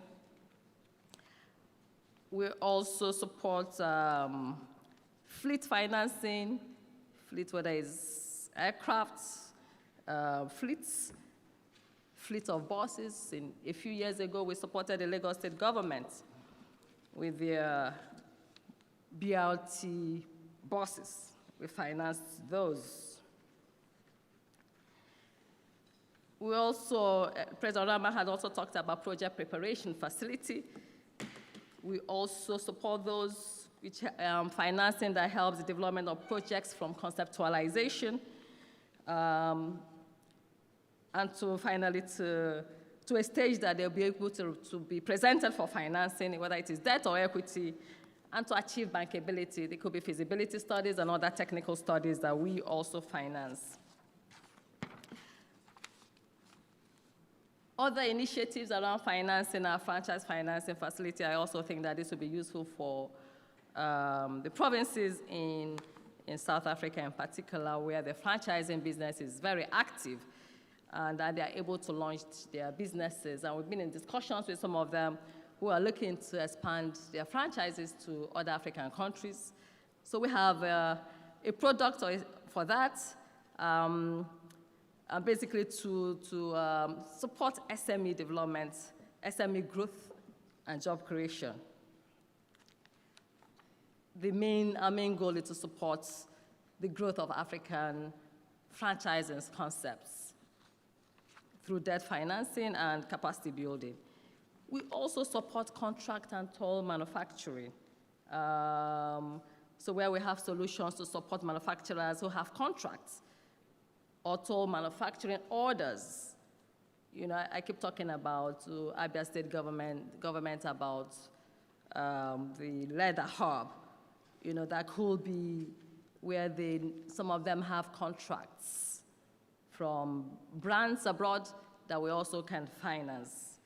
We also have the same concept in agriculture, which is exactly the same principle for those farmers that have been contracted, to produce goods, agricultural commodities rather, and to monetize those contracts.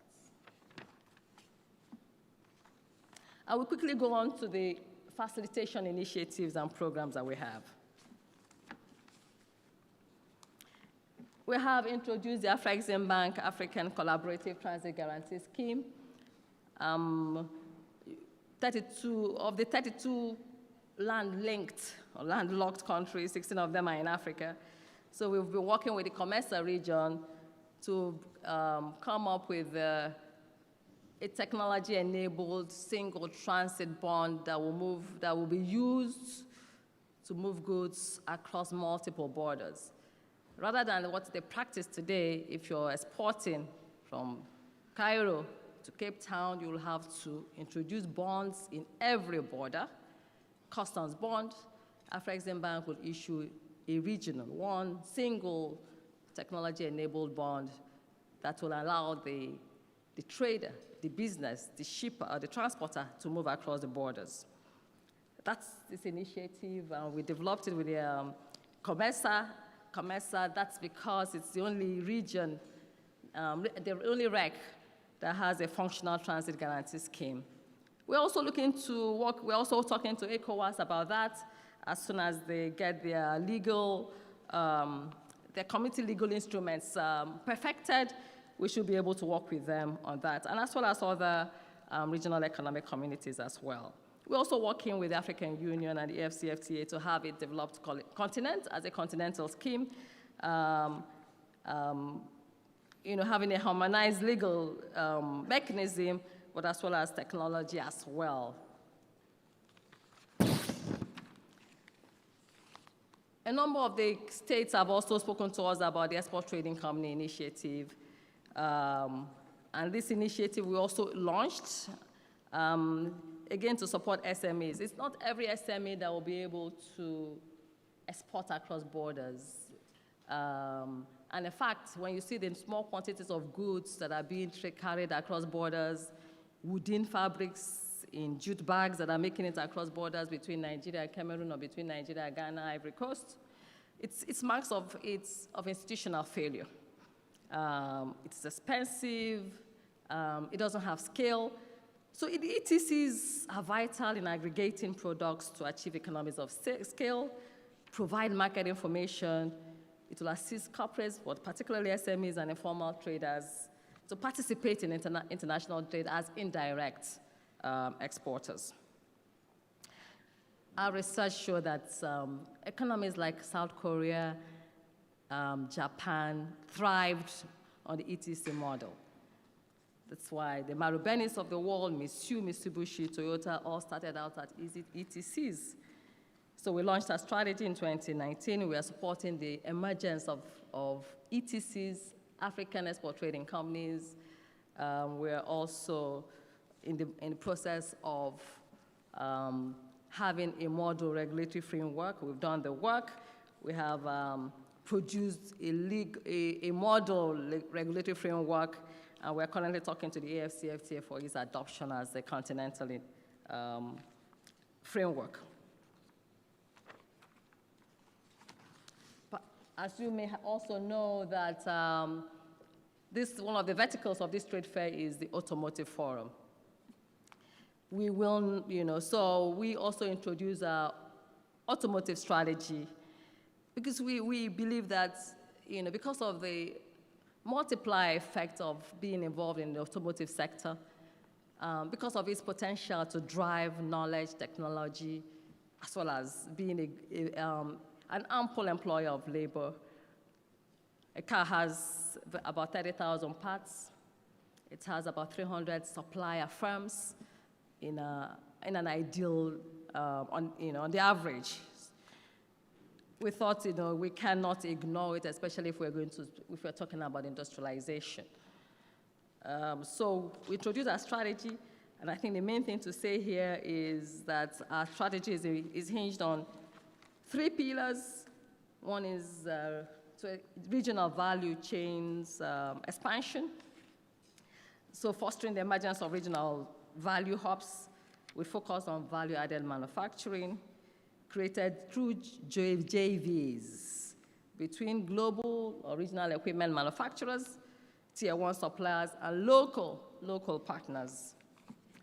The other one is financing. Financing is what is our bread and butter business, is to provide financing to risk share and de-risk some of those transactions of industry players and consumers,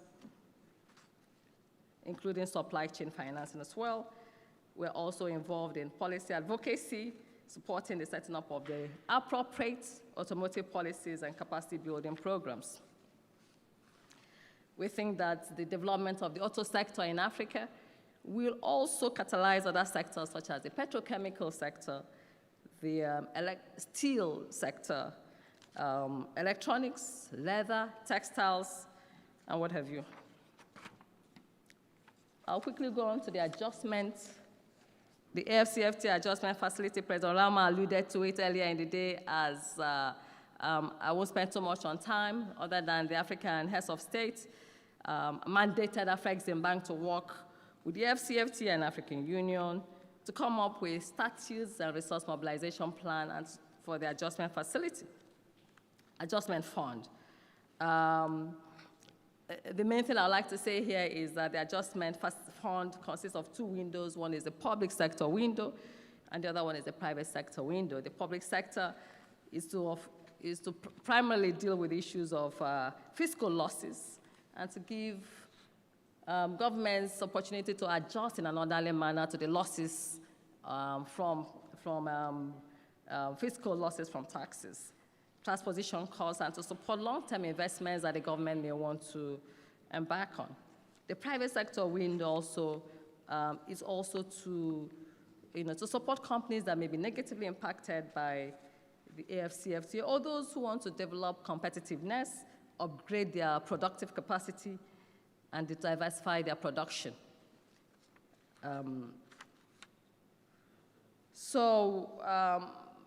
We determined, through studies that we did, that the losses or the adjustment cost may be about $8 billion, and in almost an equal 50-50% to the public sector and another 50% to the private sector.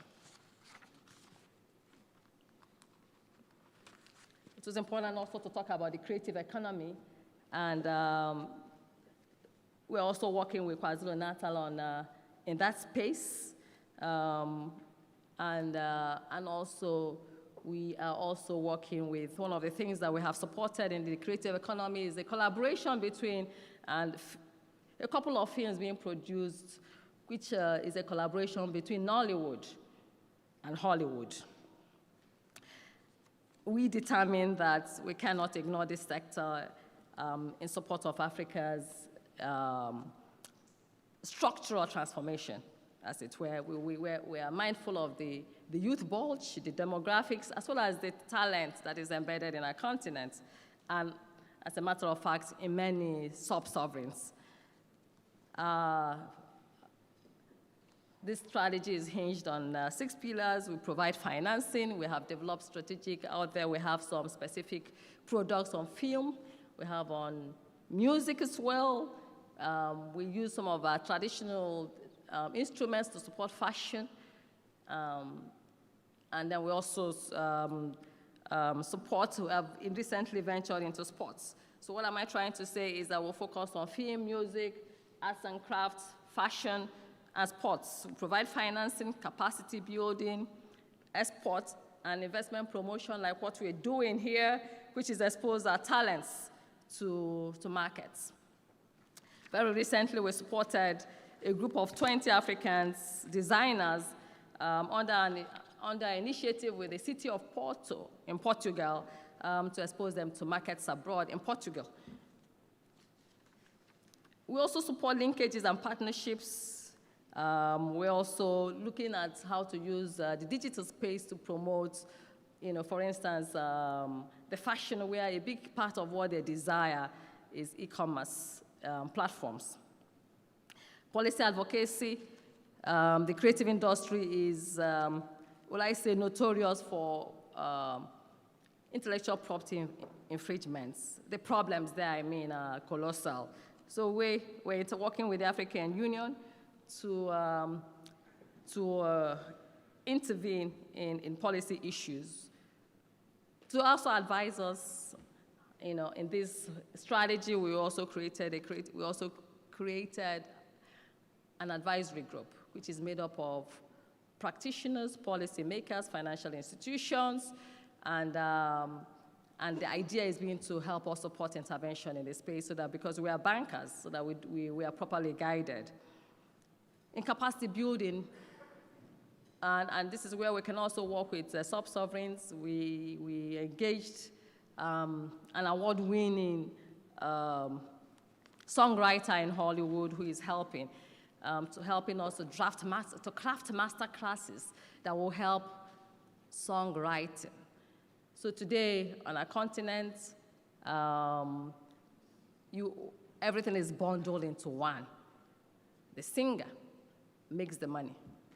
The idea is he's teaching us how to unbundle it, so that the man who is writing the lyrics, who is producing the song, makes money. So in that master class, what we do is we've gone into some strong agreements, such that after each master class, when the Carnegie Summit starts in a day on Friday and on Saturday, so we have some of those songs that have been developed from those master classes, played. If any of those songs are published, if Beyonce uses any of those songs, if any film, wherever it is, uses any of those songs as background, wherever it is, the Africans who have participated in the songwriting get some of the royalties. Last year in 2020, under a sponsored program of the Creative Africa Exchange, the bank, through Professor Arama, announced a $500 million package to support the sector, facility to support the sector over 3 years. And the financing will go to debt, equity, venture capital, accelerator programs for startups, feature film financing, music production, as I already mentioned, even recoupable grants. I earlier mentioned about our diaspora strategy. Maybe you can go to the diaspora strategy. And what I wanted to say here about the diaspora strategy, I already said that intra-African trading includes the diaspora. And recently, Professor Lama engaged with the CARICOM and Barbados. Our intervention, you know, when you think about diaspora, most initiatives that we have seen speak to a one-way street of what can we get from the diaspora? You know, how can we capitalize into the commercial ties, in the human capital? How can we get their doctors to come? How can we get their, you know, those are the things we think about traditionally. But, you know, because we are very innovative, we have realized that there's even a lot to offer the diaspora. And that's where, so when you look at that, we're thinking about both sides of the divide. Those living on the African continent can benefit, and those living in the diaspora can benefit. Some of the things that Professor Rama mentioned to us when he went to Barbados was things like, Barbados is 5-6 hours from Senegal. Why are there no direct flights from Africa to Barbados? Why are we not exchanging cultural ties, technology exchanges, technology exchanges? Why are we not doing that? Why are Africans not investing in Barbados? Why are we not setting up factories in the Caribbean? Why not? So one of the things we're going to be doing next year in the first quarter is to hold a trade and investment forum where we can take African businesses, you know, to go and explore opportunities in the Caribbean. So it's meant to be a two-way street, but there's also benefit in the street, in the traffic, in the direction from the diaspora to here, to Africa. The city of Kerala in India has hinged its development on its diaspora in India. We are probably in the 4th phase of expansion of their airport, all through diaspora crowdfunding from the diaspora, as well as, I thought I should leave it there. We had tried to explore a diaspora bond with one of the state governments in Nigeria, and it's an opportunity because it speaks to people's sense of patrimony. They want to be affiliated to the development of, at their local level, not necessarily national, you know, but at home. I wanted to throw it out there as well as a point of reflection, which is all I'm doing here. We have also introduced, which, you know, those who were around over the last couple of, on the opening saw that we launched, there was a launch of the how to export training. How to export under the AfCFTA, I have to qualify that. An initiative between Afreximbank and International Trade Center, you know, which is targeted at African companies, especially SMEs, youth and women, to teach them how to export under the AfCFTA. One of the reasons we introduced this was because we realized that, you know, I will take Nigeria, where I come from, as an example. If you want to export to Nigeria, you need to know how to package your goods. Packaging is important, and that's why they go to Dubai, because they get it. You know, and we found out that, you know, we may be missing opportunities if we don't take into consideration training on those practical issues so that businesses can take advantage of the AfCFTA. We piloted this in Nigeria, Rwanda, and Cote d'Ivoire. We have written, for instance, to the South African government to also introduce it here, Ministry of Trade, the DTI, and we hope to expand this into other countries in 2022. But I think there's also an opportunity also to provide this training at the sub-sovereigns level at the states. I know that some states have asked us to come and how do we, our businesses, take advantage of the AfCFTA? And that is just to say that we are available to do that, to have specific training to expand it to the sub-sovereigns as well. In the area of trade enabling infrastructure, I'm mindful that there's some infrastructure needs in various states. We know that in fact in various states, provinces, and counties, that the infrastructure financing gap is, depending on what statistics, but let's say 110 billion per year. Recently, we launched a study piloting in the SADC region that covered roads, railways, bridges, ports, one-stop border posts, single windows, way bridges. What we're trying to do is to determine the gap in the trade carrying infrastructure. So we worked with that was one. We also worked with a technical partner, following from that study to look at other opportunities. In Southern Africa region in particular, we supported the Zim borders with border infrastructure, facilities at the Nacala port in Mozambique. We're also working on dry ports in Malawi. Recently, one of the agreements we signed a few days ago with an EPC contractor in Egypt is around also dry ports in Malawi. We're working with a partner of ours to introduce rail infrastructure, rolling stock rail infrastructure in Guinea, Liberia corridor, Ghana, Lobito corridor, and in Congo.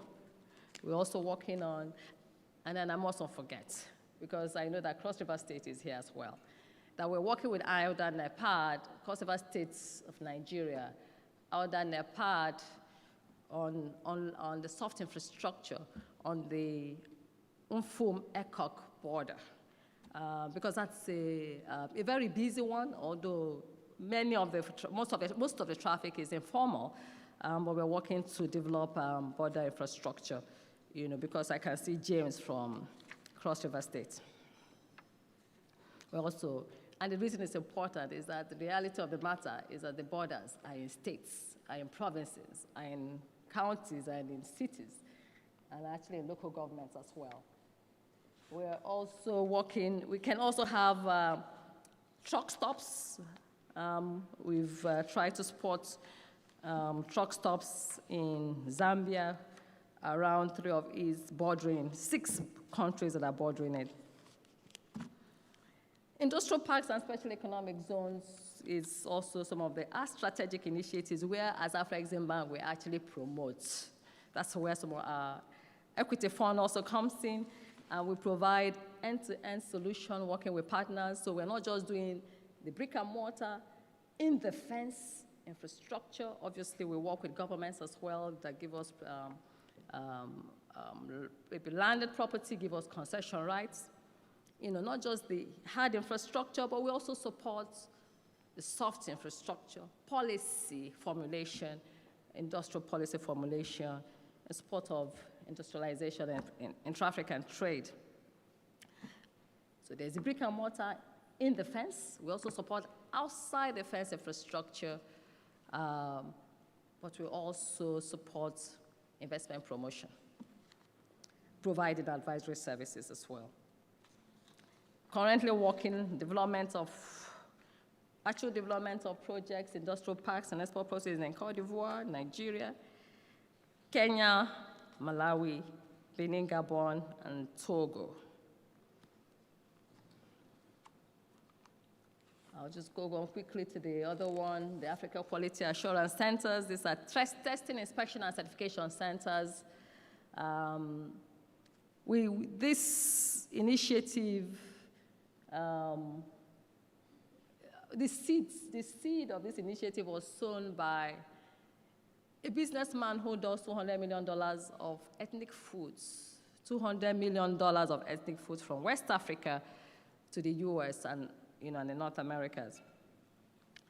as a wholesaler, and where he told us about how much rejection their goods face when they get into the US, and that because of issues of standards, quality infrastructure.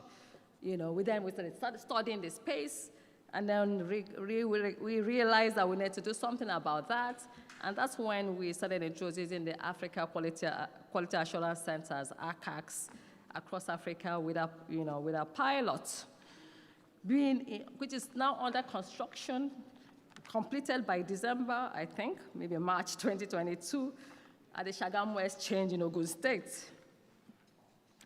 So those ACACs will provide conformity assessment services, testing, inspection, and certification standards, as well as training services. Critical to dealing with non-tariff barriers for intra-African trade, we are also looking at, in Nigeria, we're partnering with Bureau Veritas, and we're also exploring other opportunities in other Nigerian states. We're currently doing a study, for Nigeria, and in what sectors. The Ogun State will be focused on agricultural and food, and we're also exploring Ethiopia, Tanzania, and Egypt, as it were. On the policy side, also, we're doing something about it, and we're supporting the harmonization of standards that will facilitate the removal of non-tariff barriers, as I mentioned. So in this, we're working with African ASO and the AU. PTB is the Institute of Metrology, it's a long German name, Institute of Metrology in Germany. We have developed the Africa Quality Policy to improve infrastructure, quality infrastructure in the continent, and to promote standards harmonization. That policy is now going through the African, it was adopted by the AU in September this year, and now countries are expected to adopt and domesticate. We've also worked with ASO to harmonize standards in the automotive sector, as well as in the medical devices sector and pharmaceuticals through provision of grants. In the pharmaceutical and medical service, it's important to point out that we worked with ITFC, the International Islamic Trade Finance Corporation, a member of the Islamic Bank Group. We've also introduced what we call a Business Councils Initiative. Again, I'm just throwing information out there. It's we call it the Intra-African Regional Economic Community Business Councils, but it's something that may interest the sub-sovereigns to promote trade and investment between businesses, business councils. It's also a vehicle to actively promote trade and investment opportunities in African countries and sub-sovereigns and contribute to the implementation of the AfCFTA. The ITC also has a big business councils program. And the idea here is to introduce more business councils across borders, across various countries, but as well as across, and also to strengthen the existing ones, to bring them, to capacitize them in a sense. It's an initiative that going forward will work very closely with ITC. Maybe the next one, I'm trying to rush because I'm mindful of time, is our trade and investment promotion activities. I already mentioned about it when I was talking about export promotion, where we also have we have departments in the, aside from Intra-African Trade Initiative Division, we have a trade information or trade intelligence solutions, and often handle road shows in support of investment promotion, handling investment promotion forums.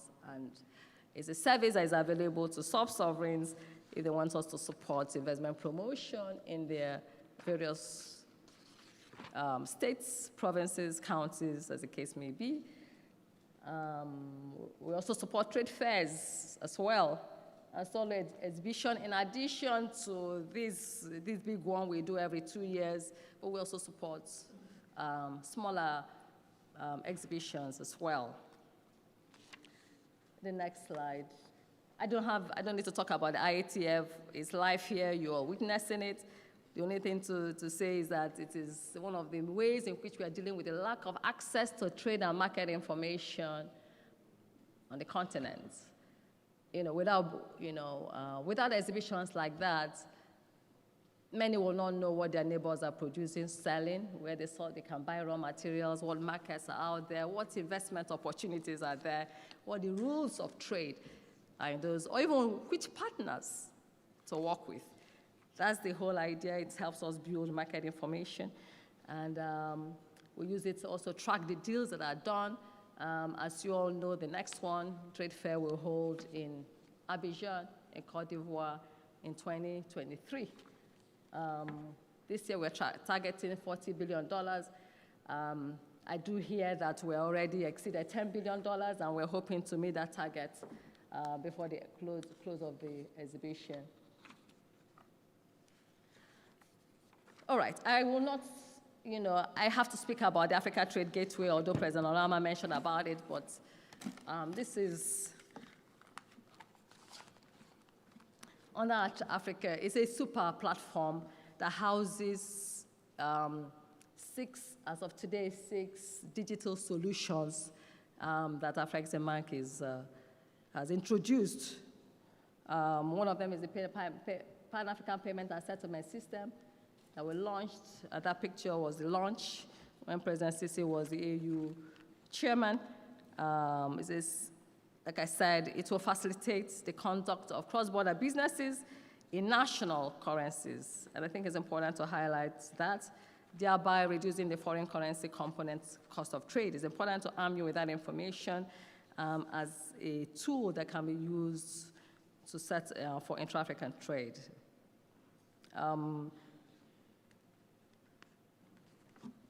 The pilot of the PAPS the PAPS is now being piloted in the West African Monetary Zone, and the idea being to switch on other countries once we have proven the concept in the pilot stage, which is on right now.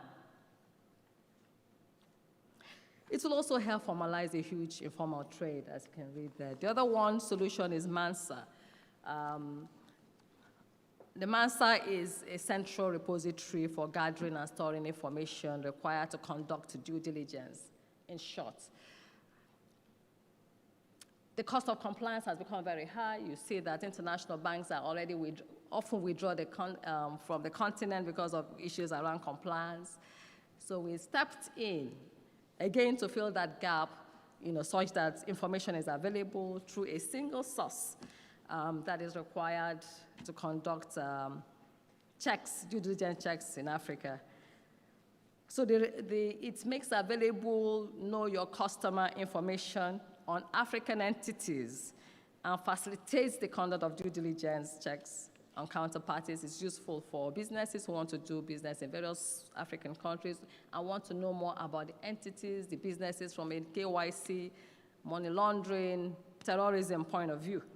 The repository also, it will provide good governance practices. The third solution that I'll talk about under the African Trade Gateway is I'd already spoken to about it, and President Rama did, is a trade information portal. Again, it deals with the issue of lack of access to trade and market information. It's a repository of up-to-date information, AI-enabled, that will have information on what, if you're looking for information on where to find. Very recently, an Angolan business asked me, where do we source products from? Where do I source wheat, sugar, salt, to deal with their strategic reserve program? The trade information platform provides that information. It became operational this year, in 2021. And closely related to that is the trade regulations information portal, because people also want to know about what the regulations are in various countries. And the trade regulations information platform does that. Another solution under the African Trade Gateway is, I already talked about it, is a transit guarantee system that I said was technology enabled. And then I'll move on quickly to FEDA, which is the subsidiary of the bank, that focuses on equity. So this is a subsidiary sponsored by Afrexim Bank, and its mandate is to implement equity investments across Africa. And its main objective is to provide developmental equity and quasi-equity capital to companies that are involved in intra-African trade and export development and manufacturing in Africa.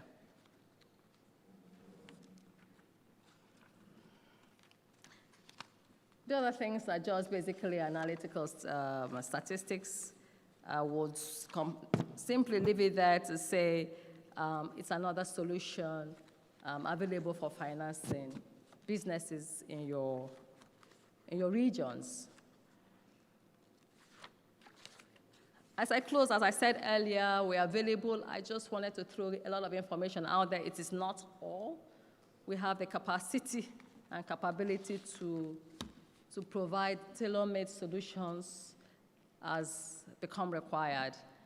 And we're available. We have a number of our colleagues here from our regional offices. We knew that Nigeria will be represented, so I'm sure Intong is here with the colleagues. We knew that Kenya will be represented. Kuda is here with his colleagues. We also knew that aside from KZN, that all the provinces of South Africa will be represented, so we have Humphrey here. Thank you very much for listening to me.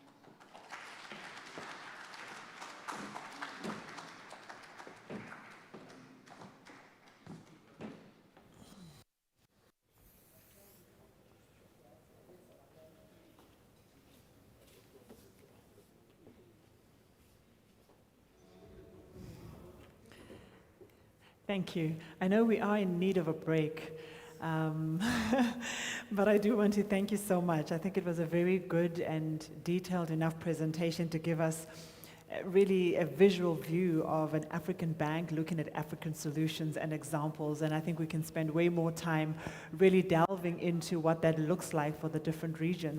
Congratulations to the bank. Yes.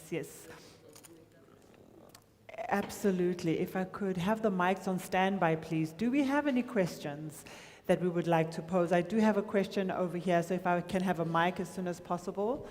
Any other questions regarding our presentation? Can I have more than one mic ready, please? If I can have 2 more people. There are quite a few questions. Thank you so much for that. So please put your hand up again for me, sir. There's a gentleman. Okay, I'll come to you shortly. Please go ahead. Yes, thank you. Thank you for this opportunity. My name is James. I'm from Nigeria. I am a business membership organization operator. I'm the state chairman of Nigeria Association of Small and Medium Enterprises. My question is the role of organized private sector, organized business membership organizations. That we have the chambers of commerce, we have other trade associations that play a key role in determining businesses and moving goods here and there, protecting business organizations and industries. What is their place in the whole of this beautiful arrangement that both the AfCFTA, the AfricExim Bank, that are put in place? The role of BMOs, business membership organizations. What is your intervention, or what is the provisions that you have made to incorporate them into the entire process that you have rolled out to us?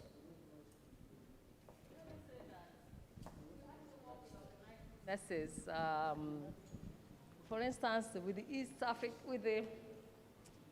Egypt Africa Business Council, we work together with organized forums to share information like this. With the Tunisia Business Council, Tunisia Africa Business Council, we support their programs. We work with them, to do things. I mentioned about the business councils. Through them, we have worked with them to get Libya and Algeria to start their business councils. It's a platform to share information, to provide technical assistance, training. For instance, if your members have a need, you can also drive their needs to us. You are actually a big source of information. It's not just to have a council, but you're a big source of information that you can buy. Financing needs, facilitation needs, investment needs.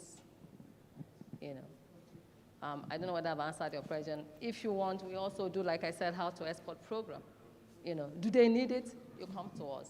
I think Kuda has an answer, actually, maybe a better one. No, not a better one, but just to add a little bit of color to the way we work with associations. So, for instance, when we are driving for member associations to be more visible under our MANSA platform, we are engaging with associations so that they can assist in compiling their members to be onboarded on the platform, and the association can become a verifier of the information that they load on the platform under MANSA. That way, when they are trading with neighboring countries or into other territories, either their sellers or their buyers can now access their information on the platform. They become more visible, they are KYC cleared, and therefore are capable of being traded with by other partners from other regions. So we call on associations. Your role is very critical because you have got the corporates that you have as members, and we call on you to work with Afreximbank to bring them on board on the very many platforms that we have. Thank you very much. Okay. Is it? We won't take a break now. We are under a lot of time constraints, and I'm really concerned that if we're going to take a lot of questions and the answers are going to be elongated, and I'm wondering if we cannot keep your hand for just a minute. We've got two speakers. Because we've run so late, they do have to speak so that they can leave. So let's not disadvantage everybody, and if it's possible, let me ask for the list again. Sorry, Amma, can I have the list of the speaker that we speak now? We can't even afford the first two. Okay, so perhaps I can start with Mr. Park Stow, the Gauteng MEC for Economic Development. Shall I do that? He's the MEC for Economic Development, Environment, Agriculture, and Rural Development. May he please come up front so he can address us? Shall we give him a round of applause for his patience? Thank you so much.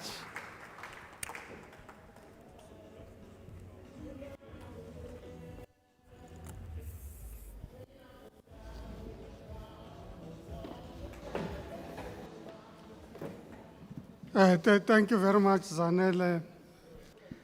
Let me acknowledge, of course, in our midst, our hosts, Premier Sihle Zikalala, Premier of KZN, and President Orama of the Afreximbank. Of course, my participation was going to be through a panel discussion, so it was going to be a facilitated conversation, but I think it is appropriate. My colleague, the CEO of the Gauteng Growth and Development Agency, has agreed to stand in on the panel component of the discussion.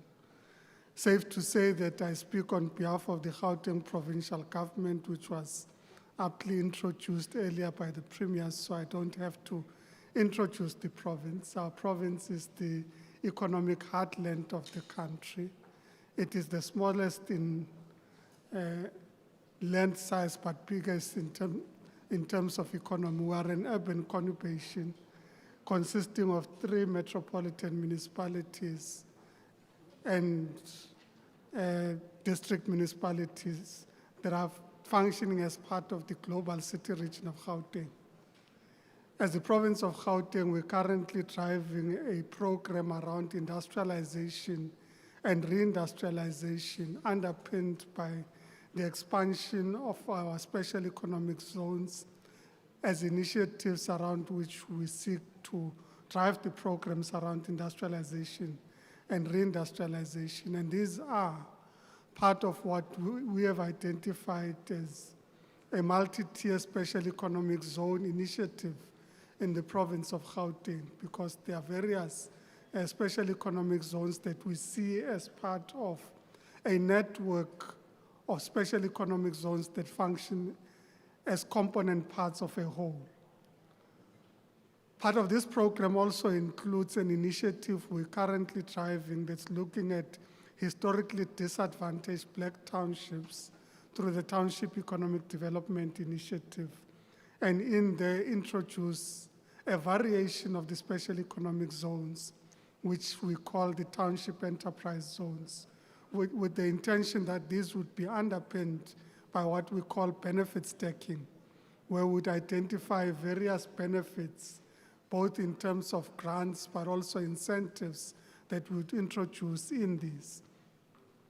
I think it is important, as I conclude, to state that we have identified 10 high-growth priority sectors, and these range from the creative industries to manufacturing and industrialization.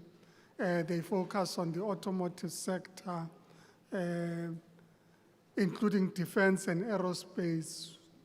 We're also focusing on agro-processing, which is a matter that was raised earlier, and the expansion of our agro-processing base in the province of Gauteng. And lastly, also, which is not last, but I'm just saying, examples of our 10 high priority growth sectors would include transportation and logistics, but also cannabis industrialization, which we see as in many ways a nascent industry in the South African context and provides opportunities for new industrial initiatives that would undertake in the province of Gauteng. We have partnered, of course, with the province of KwaZulu-Natal and other provinces, but with regards to KwaZulu-Natal in particular, there are current initiatives around reviving, particularly the logistics components and driving logistics, considering that Gauteng is the economic heartland from which base the country trades with our neighbors, but also KZN is the province through which most of the goods enter the country. Therefore, cooperating around logistics is an important issue for both these provinces, but also in relation to our export and import capability into the continent. On that note, thank you very much, Program Director, for this opportunity to say a few words.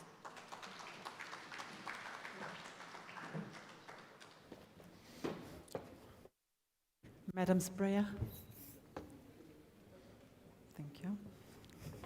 Thank you so much for your patience, and appreciate that you spent those minutes with us. Please, next on stage, Dr. Josienzo Ramakgopa, Head of Investment and Infrastructure at the Presidency of South Africa. Look, hey, this is not a broader get-together.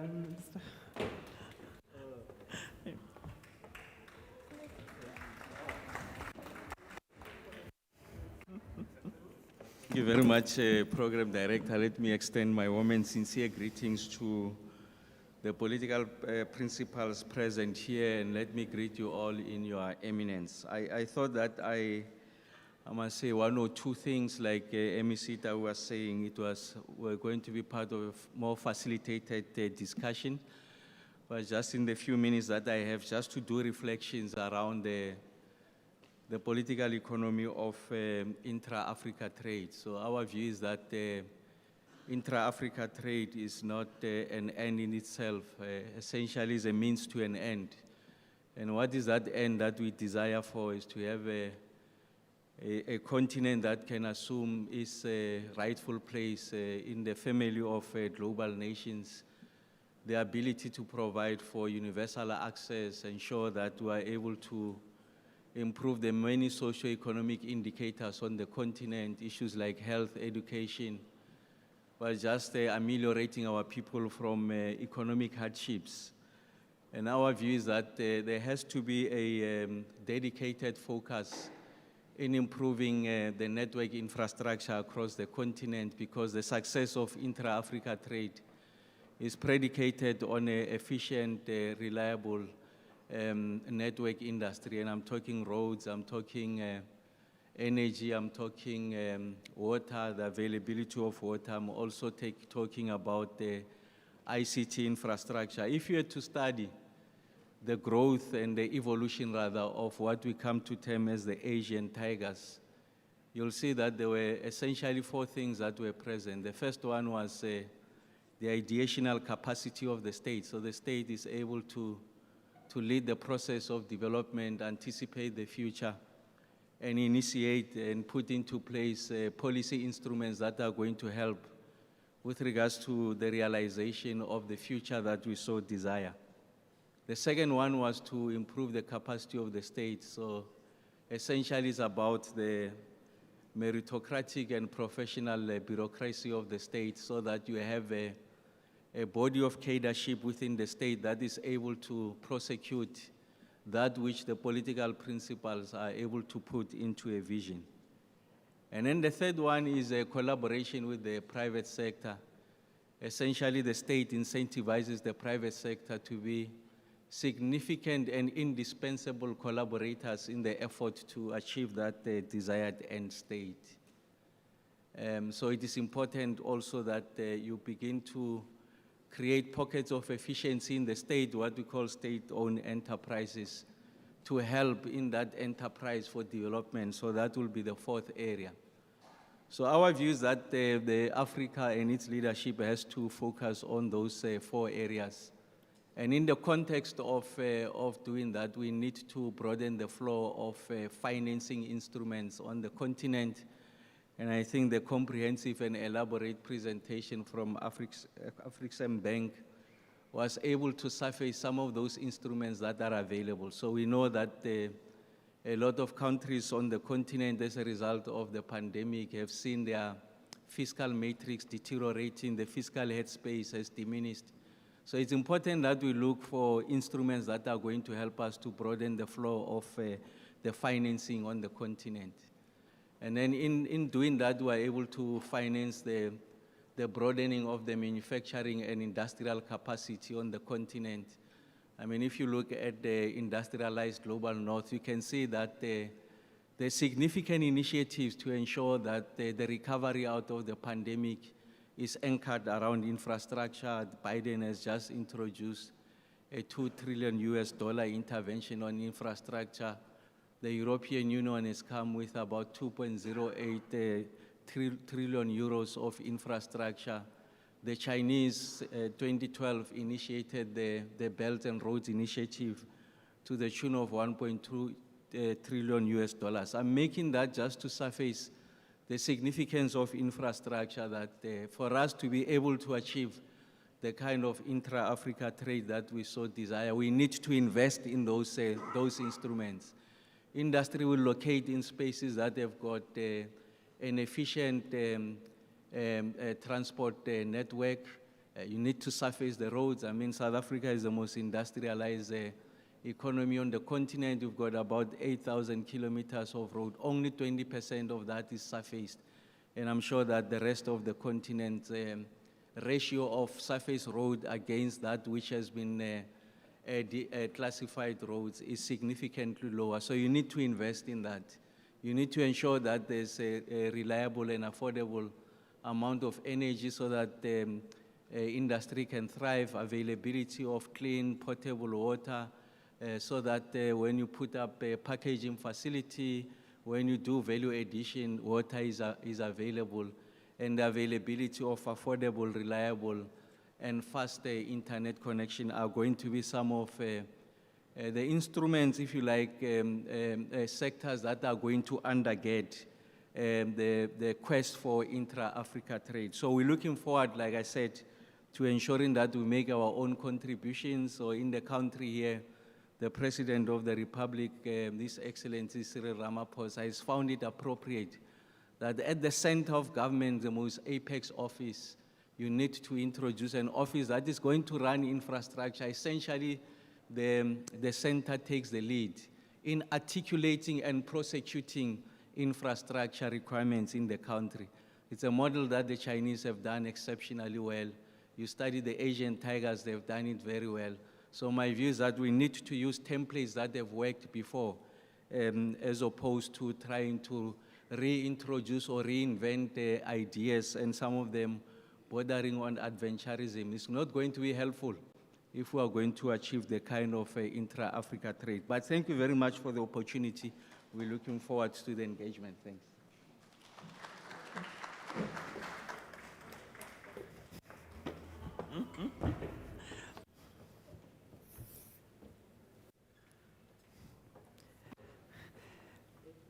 Thank you so much. Thank you for making sure that you leave us with these words of wisdom, wishing you all the best for the rest of the day. I'd like to move us into a bit of a health break, or a bathroom and a refreshment break. But they will have two things that we are running. So whilst everybody's free to go and have refreshments outside in the foyer, I would like to take the opportunity to do some photo sessions with all our speakers and honorary guests. So I will do this in a very organized way. There are mainly 3 people who have to stay close by. So let me start first and invite you on stage. The very first 2 that have to probably stay for the entire period. If I could have you come up first, please. Let me have a look. His Excellency Sihle Zikalala, if you could join me on stage, please. May I also please have His Excellency Professor Benedict Orama for the first photo.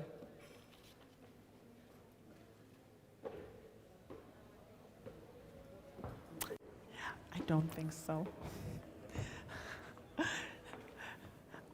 I'll let the color add later.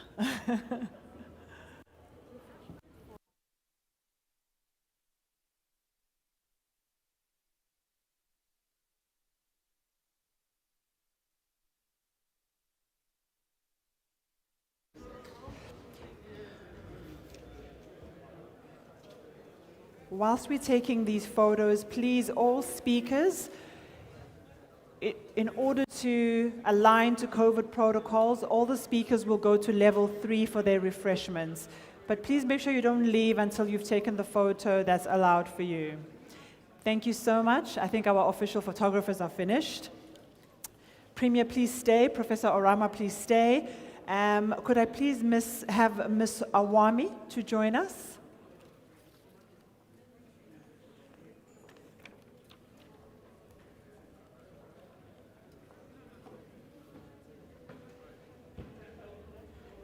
Ms. Kanayo Awami, and it becomes a 3. On the other side, please. Thank you.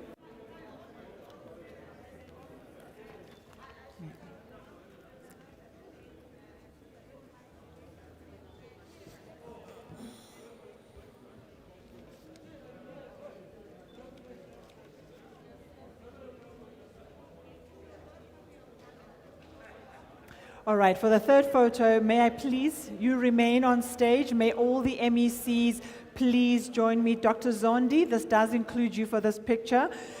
Mr. Parkstawu, if you're still here, please do join. All MECs, please, the MEC for Education, Mr. Kwazim Shengu, please do join. I'm not sure if the MECs are hearing my request. The governors will join us in the next one. For this one, I would just like all the MECs to join us. The Premier for the Northern Cape. As well as the Premier for the Northern Cape, please join us for this photo shoot. The Premier for the Northern Cape.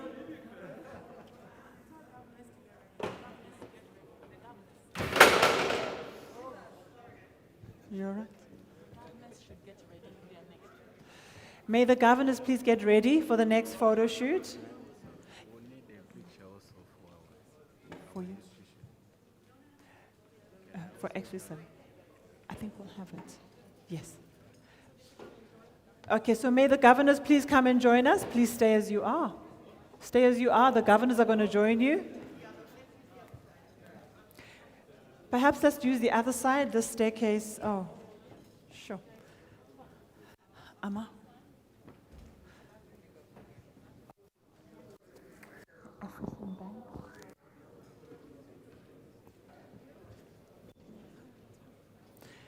If all the governors could join in, please.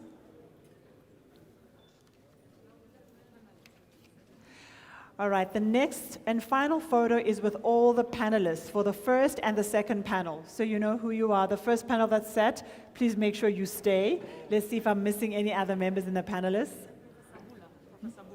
Professor Sabula. And Professor Sabula, I can't actually even see anymore. Professor Sabula, could you also join us?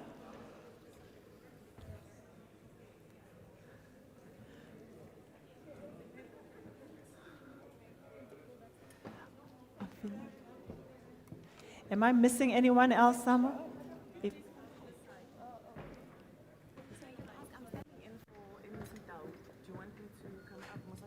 I think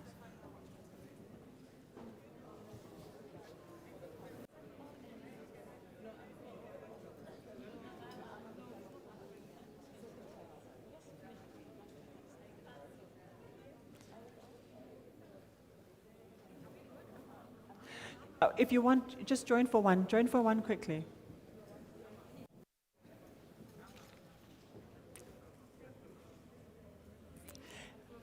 All right, I think then we are done with the pictures. Thank you so much. For all people involved in the program, for all the ones involved in the program, please go up to level 3 for your refreshments. Everybody else, please make sure you still adhere to COVID protocols and you are enjoying the refreshments in the foyer. Bathroom break. We'll be back in exactly 15 minutes.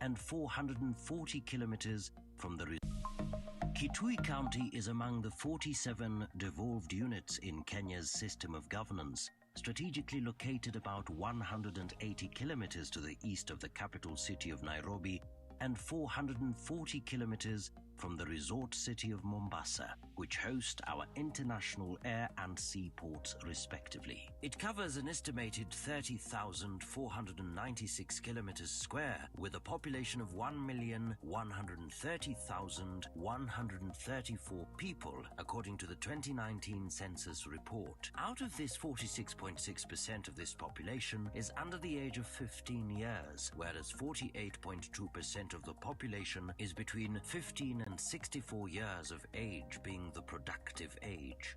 This youthful age, if well harnessed through skill and work, will propel Kitui to faster economic growth. Youth is a guarantee of ready labor. The county is led by the visionary, long-standing public service leader, Governor Charity Kaluki Ngilu. Governor Ngilu has anchored her transformative development agenda on a 5-pillar manifesto of food and water, healthcare, education and youth development, women empowerment, and wealth creation.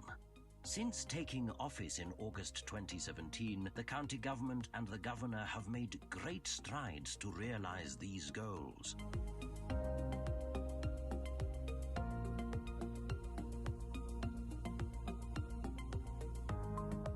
Among the outstanding achievements is the establishment of the Kitui County Textile Center. Kikotech is one of Governor Ngilu's flagship projects, whose main objective is to empower and employ youths while creating wealth for the people of Kitui. Committed to ensuring the youths out of school who cannot get formal employment to play their rightful role in developing the county, Governor Ngilu established Kikotech in April 2018 after an eye-opening visit to Brandix in Vishakhapatnam, India. 327 young people were trained in garment making while the factory was being constructed and equipped. Most of these young people, such as Mercy from Ikutha, faced uncertain future.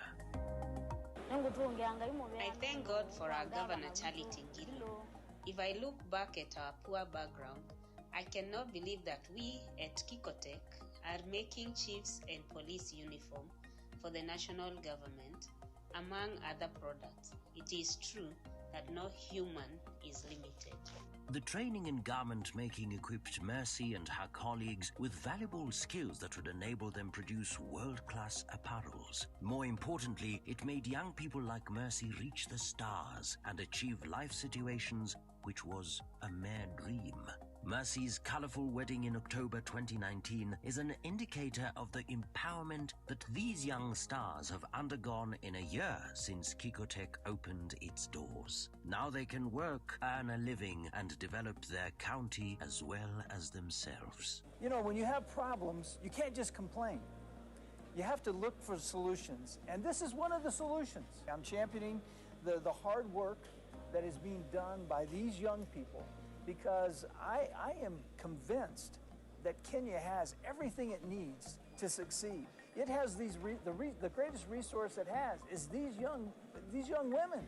When we took those children to college, to where they were being trained, you could hardly hear any of them say a word, even in Kikamba, even to talk to you. It was very difficult. Today, a year after, you can see how confident they are. They walk with their heads up, shoulders back, because they have gotten self-esteem, because they are earning a salary. In recognition of the efforts to address the youth's plight and to support local manufacturing, President Uhuru Kenyatta directed that Kikotech produces uniforms for administrators' highly sensitive security items. Unajua, nilisema ya kwamba uniforms za serikali hatutakuwa tuna import tena. Kwa hivyo nikisema Mama Ngilu atengenezee assistant chief uniform ni mbaya. Hiyo tumemaliza. The first 2 batches of the administrator's uniform have successfully been completed and delivered, evidence of Kikotech's capability as a world-class apparel manufacturer. Governor Ngilu is aware that more such facilities will bring out the best in our youths, as well as develop the county and create wealth for her people. Through working with strategic partners and investors, the county plans to expand the current facility, open more branches as it seeks to absorb more youth, create value for money for the investors, and create wealth for the locals, and in the process, improve the living standards of all the stakeholders.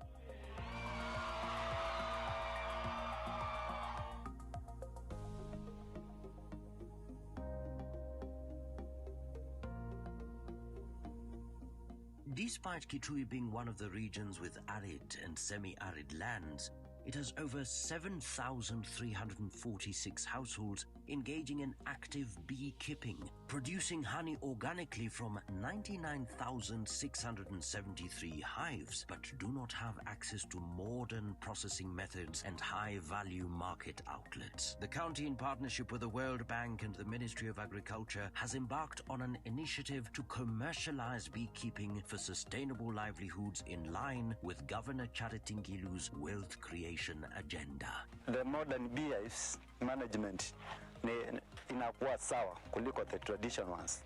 Wakati nilianza kuwa na hizi mpya, maisha yangu imebadilika kwa sababu hiyo asali ya hizi mizinga mpya inanunuliwa bei ghali. The county program aims at introducing value addition, build a recognizable brand for locally produced organic honey to boost the multi-million industry with a demand of 120,000 metric tons per year against the current production level of 20,000 metric tons per year. Kitui County has numerous mineral resources within its borders.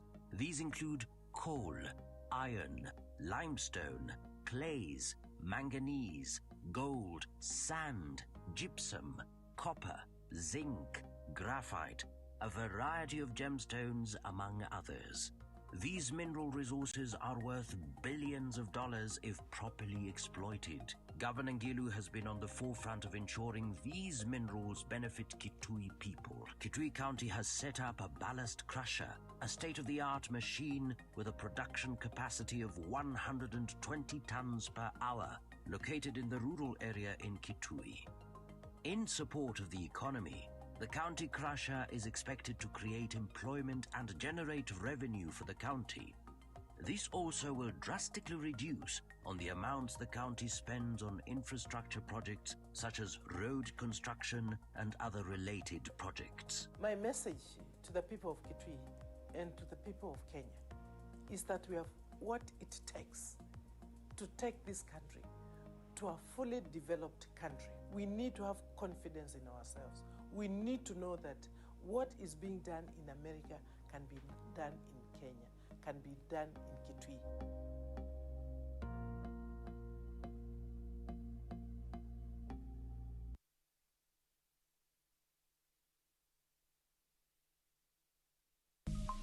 Kitui County is among the 47 devolved units in Kenya's system of governance, strategically located about 180 kilometers to the east of the capital city of Nairobi and 440 kilometers from the resort city of Mombasa, which host our international air and sea ports respectively. It covers an estimated 30,496 kilometers square with a population of 1,130,134 people, according to the 2019 census report. Out of this, 46.6% of this population is under the age of 15 years, whereas 48.2% of the population is between 15 and 64 years of age, being the productive age. This youthful age, if well harnessed through skill and work, will propel Kitui to faster economic growth. Youth is a guarantee of ready labor. The county is led by the visionary, long-standing public service leader, Governor Charity Kaluki Ngilu. Governor Ngilu has anchored her transformative development agenda on a 5-pillar manifesto of food and water, healthcare, education and youth development, women empowerment, and wealth creation. Since taking office in August 2017, the county government and the governor have made great strides to realize these goals.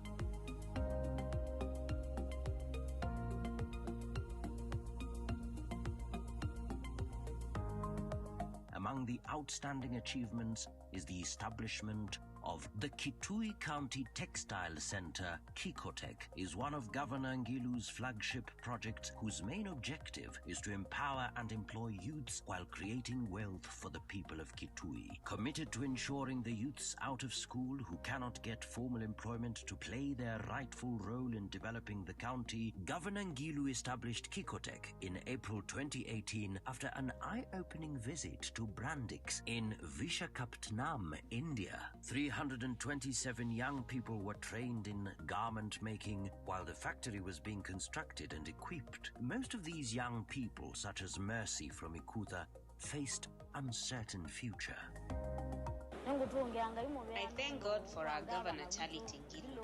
If I look back at our poor background, I cannot believe that we at Kikotech are making chiefs and police uniform for the national government, among other products. It is true that no human is limited. The training in garment making equipped Mercy and her colleagues with valuable skills that would enable them produce world-class apparels. More importantly, it made young people like Mercy reach the stars and achieve life situations which was a mere dream. Mercy's colorful wedding in October 2019 is an indicator of the empowerment that these young stars have undergone in a year since Kikotech opened its doors. Now they can work, earn a living, and develop their county as well as themselves. You know, when you have problems, you can't just complain. You have to look for solutions, and this is one of the solutions. I'm championing the hard work that is being done by these young people, because I am convinced that Kenya has everything it needs to succeed. It has the greatest resource it has is these young women. When we took those children to college, to where they were being trained, you could hardly hear any of them say a word, even in Kikamba, even to talk to you. It was very difficult. Today, a year after, you can see how confident they are. They walk with their heads up, shoulders back, because they have gotten self-esteem, because they are earning a salary. In recognition of the efforts to address the youth's plight and to support local manufacturing, President Uhuru Kenyatta directed that Kikotech produces uniforms for administrators' highly sensitive security items. Unajua, nilisema ya kwamba uniforms za serikali hatutakuwa tuna import tena. Kwa hivyo nikisema Mama Ngilu atengenezee assistant chief uniform ni mbaya. Hiyo tumemaliza. The first 2 batches of the administrator's uniform have successfully been completed and delivered, evidence of Kikotech's capability as a world-class apparel manufacturer.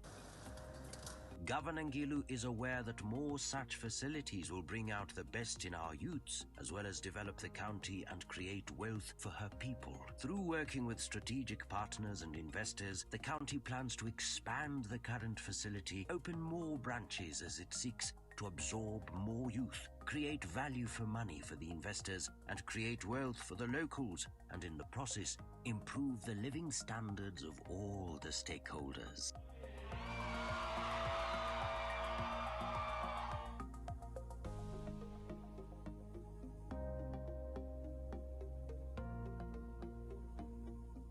Despite Kitui being one of the regions with arid and semi-arid lands, it has over 7,346 households engaging in active beekeeping, producing honey organically from 99,673 hives, but do not have access to modern processing methods and high-value market outlets. The county, in partnership with the World Bank and the Ministry of Agriculture, has embarked on an initiative to commercialize beekeeping for sustainable livelihoods in line with Governor Charity Ngilu's wealth creation agenda. The modern beehives management inakuwa sawa kuliko the traditional ones.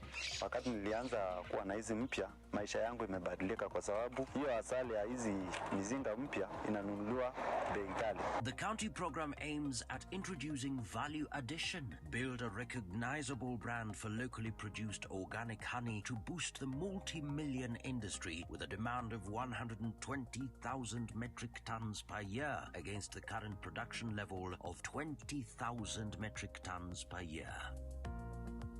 Kitui County has numerous mineral resources within its borders. These include coal, iron, limestone, clays, manganese, gold, sand, gypsum, copper, zinc, graphite, a variety of gemstones, among others.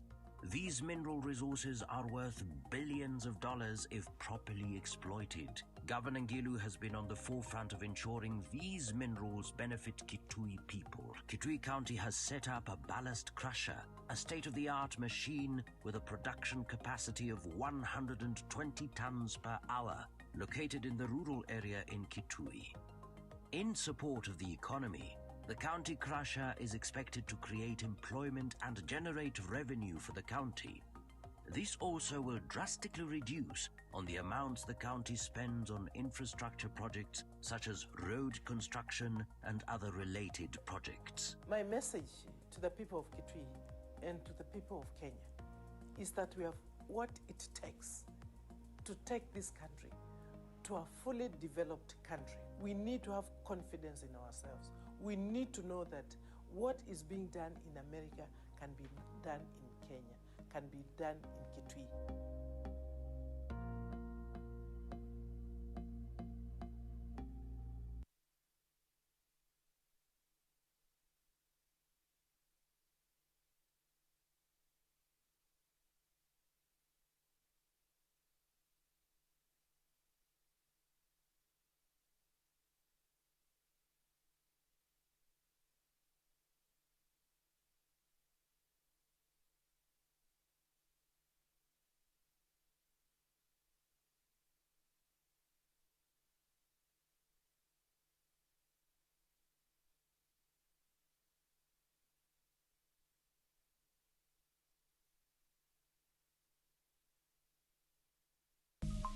Kitui County is among the 47 devolved units in Kenya's system of governance, strategically located about 180 kilometers to the east of the capital city of Nairobi and 440 kilometers from the resort city of Mombasa, which host our international air and sea ports respectively. It covers an estimated 30,496 kilometers square with a population of 1,130,134 people, according to the 2019 census report. Out of this, 46.6% of this population is under the age of 15 years, whereas 48.2% of the population is between 15 and 64 years of age, being the productive age.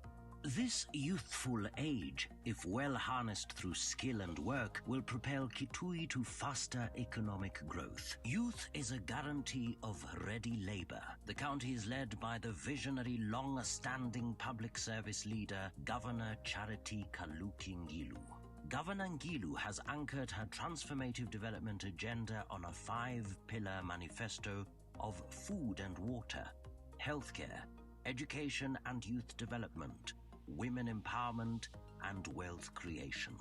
Since taking office in August 2017, the county government and the governor have made great strides to realize these goals.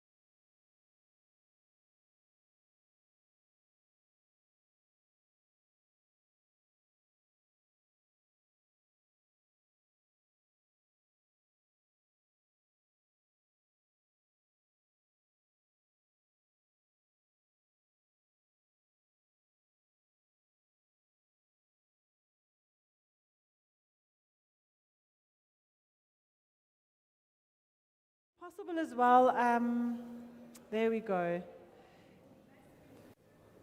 I don't know if Professor Vincent Nemhile, the Secretary General of the AFDB, is around for miking. His Excellency Okezi Victor Ikpietsu.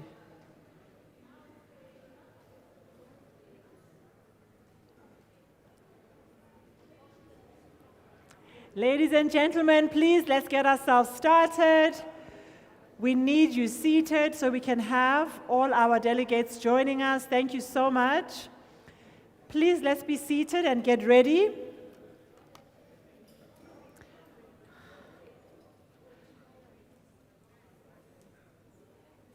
Gentlemen, you're welcome to sit with your coffee. I'll be coming to share it.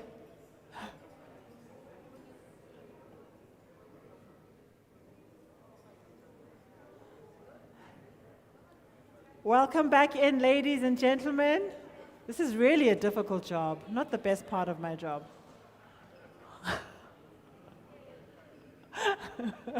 I think herding cats could be easier.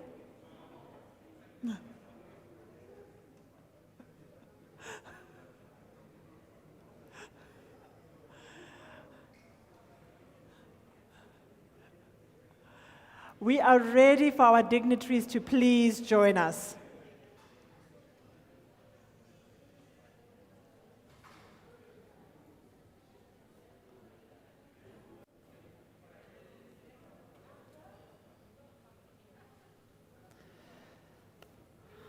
Are our delegates on their way, ladies? They are on their way.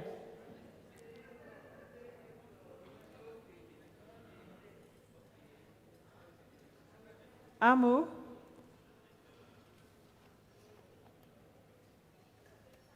Okay, thank you so much. We'll just wait our guests from upstairs. We should start in about 2 minutes.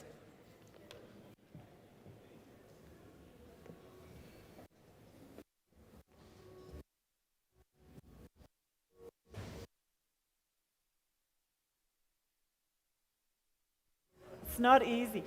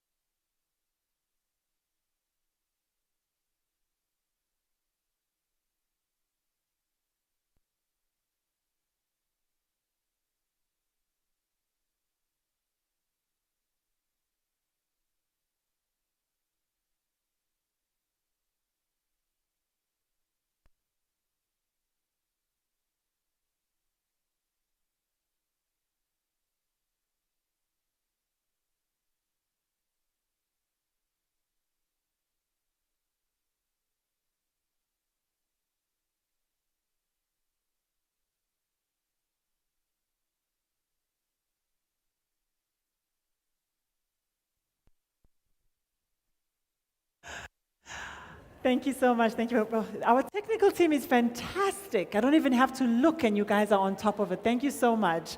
Well, we're going to start with our program because we're under lots of time constraints, and I really want to thank the dignitaries who are being patient, knowing that they've scheduled their day. We still have to try and aim to finish on time. So I don't want to proceed. This is a very important announcement for me, and I hope that we have the representative in the room. It's key for me to welcome and to thank the Secretary General of the AfCFTA Secretariat, which is represented today by Mr. Emeka Uzomba. Is he in the room at least? It is difficult. Are you in the room? Thank you. I am going to reintroduce you while everybody else has come in. Thank you so much for being here, for joining us. Ladies and gentlemen outside, shall we join the main proceedings? They are absolutely refusing.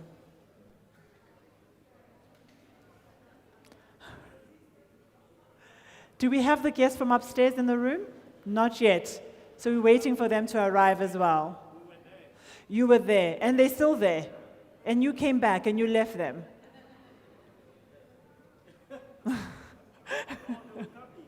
They were coming and turned back. If I could at least in the meantime have the panel members mic'd up, please. So Professor Vincent Nemhile, could you please come and get yourself mic'd up? It's one of the most exciting things in my job is getting mic'd up. You know, because as a woman, I've got no pockets. So generally the technical team has got to find something to hang the device on. Over here, over here. So oftentimes, there's a lot of interesting facial expressions I see when they have to enter inside my garment and find themselves a strong enough garment to hook themselves into. You see, those who are listening are benefiting. Can the technical team please mic my speaker? His Excellency Okezi Victor Ikpayetsu, please, can he also come to get himself mic'd up? Now, you can imagine sometimes the hands that go in, some are cold, some are very warm, but a little bit wettish, yes? Most are very soft, which tells me most men don't do much work. Most are very, very soft. We're having our panelists mic'd up. See what people missed. Lots of imaginary stuff that happens when the MC has to get mic'd up. And I always say to them at the end, was it good for you?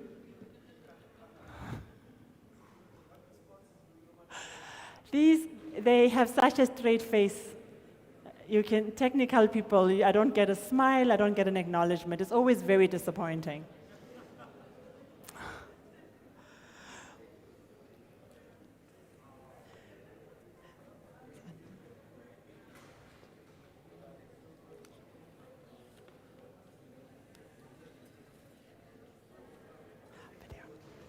If we can also have the video ready, because I'd love to actually move straight on to the video. After the video, we'll do the introduction again, then we'll move to the panel discussion. So maybe let me let you play the video. Excellent, thank you.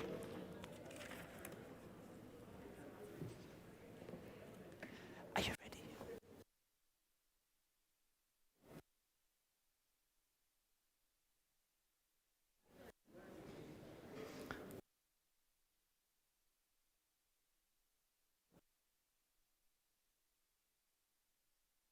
Is among the 47 devolved units in Kenya's system of governance, strategically located about 180 kilometers to the east of the capital city of Nairobi and 440 kilometers from the resort city of Mombasa, which host our international air and sea Can I ports not- respectively. It covers an estimated 30,496 kilometers square with a population can I of message you? 1,130,134 people, according to the 2019 census I'm on. report. Hello? Out of this, 46.6% of this population is under the age of 15 years, whereas 48.2% of the population is between 15 and 64 years of age, being the productive age.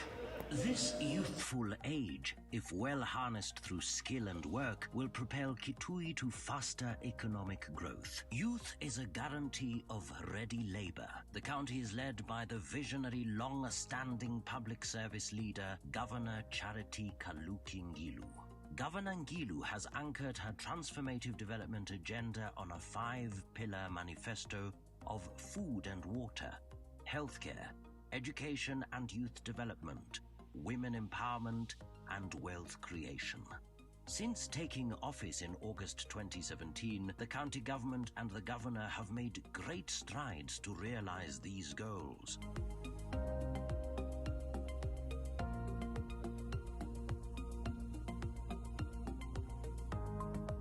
Among the outstanding achievements is the establishment of the Kitui County Textile Center. Kikotech is one of Governor Ngilu's flagship projects whose main objective is to empower and employ youths while creating wealth for the people of Kitui. Committed to ensuring the youths out of school who cannot get formal employment to play their rightful role in developing the county, Governor Ngilu established Kikotech in April 2018 after an eye-opening visit to Brandix in Vishakhapatnam, India. 327 young people were trained in garment making while the factory was being constructed and equipped. Most of these young people, such as Mercy from Ikutha, faced uncertain future. I thank God for our Governor Charity Ngilu. If I look back at our poor background, I cannot believe that we at Kikotech are making chiefs and police uniform for the national government, among other products. It is true that no human is limited. The training in garment making equipped Mercy and her colleagues with valuable skills that would enable them produce world-class apparels. More importantly, it made young people like Mercy reach the stars and achieve life situations which was a mere dream. Mercy's colorful wedding in October 2019 is an indicator of the empowerment that these young stars have undergone in a year since Kikotech opened its doors. Now they can work, earn a living, and develop their county as well as themselves. You know, when you have problems, you can't just complain. You have to look for solutions, and this is one of the solutions. I'm championing the hard work that is being done by these young people, because I am convinced that Kenya has everything it needs to succeed. It has the greatest resource it has is these young women. When we took those children to college, to where they were being trained, you could hardly hear any of them say a word, even in Kikamba, even to talk to you. It was very difficult. Today, a year after, you can see how confident they are. They walk with their heads up, shoulders back, because they have gotten self-esteem, because they are earning a salary. In recognition of the efforts to address the youth's plight and to support local manufacturing, President Uhuru Kenyatta directed that Kikotech produces uniforms for administrators' highly sensitive security items. Unajua, nilisema ya kwamba uniforms za serikali hatutakuwa tuna import tena. Kwa hivyo nikisema Mama Ngilu atengenezee assistant chief uniform ni mbaya. Hiyo tumemaliza. The first 2 batches of the administrator's uniform have successfully been completed and delivered, evidence of Kikotech's capability as a world-class apparel manufacturer.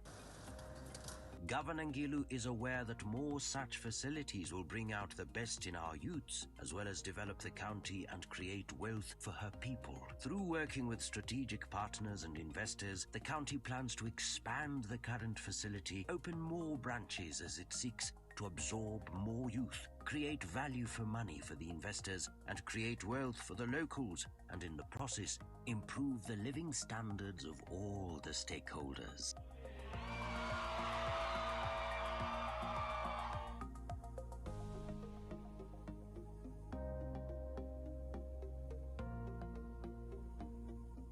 Despite Kitui being one of the regions with arid and semi-arid lands, it has over 7,346 households engaging in active beekeeping, producing honey organically from 99,673 hives, but do not have access to modern processing methods and high-value market outlets. The county, in partnership with the World Bank and the Ministry of Agriculture, has embarked on an initiative to commercialize beekeeping for sustainable livelihoods in line with Governor Charity Ngilu's wealth creation agenda. The modern beehives management inakuwa sawa kuliko the traditional ones. Wakati nilianza kuwa na hizi mpya, maisha yangu imebadilika kwa sababu hiyo asali ya hizi mizinga mpya inanunuliwa bei ghali. The county program aims at introducing value addition, build a recognizable brand for locally produced organic honey to boost the multi-million industry with a demand of 120,000 metric tons per year against the current production level of 20,000 metric tons per year. Kitui County has numerous mineral resources within its borders.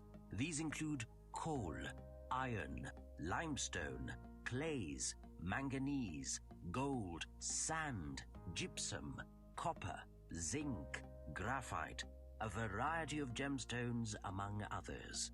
These mineral resources are worth billions of dollars if properly exploited. Governor Ngilu has been on the forefront of ensuring these minerals benefit Kitui people. Kitui County has set up a ballast crusher, a state-of-the-art machine with a production capacity of 120 tons per hour, located in the rural area in Kitui. In support of the economy, the county crusher is expected to create employment and generate revenue for the county. This also will drastically reduce on the amounts the county spends on infrastructure projects such as road construction and other related projects. My message to the people of Kitui and to the people of Kenya is that we have what it takes to take this country to a fully developed country. We need to have confidence in ourselves. We need to know that what is being done in America can be done in Kenya, can be done in Kitui.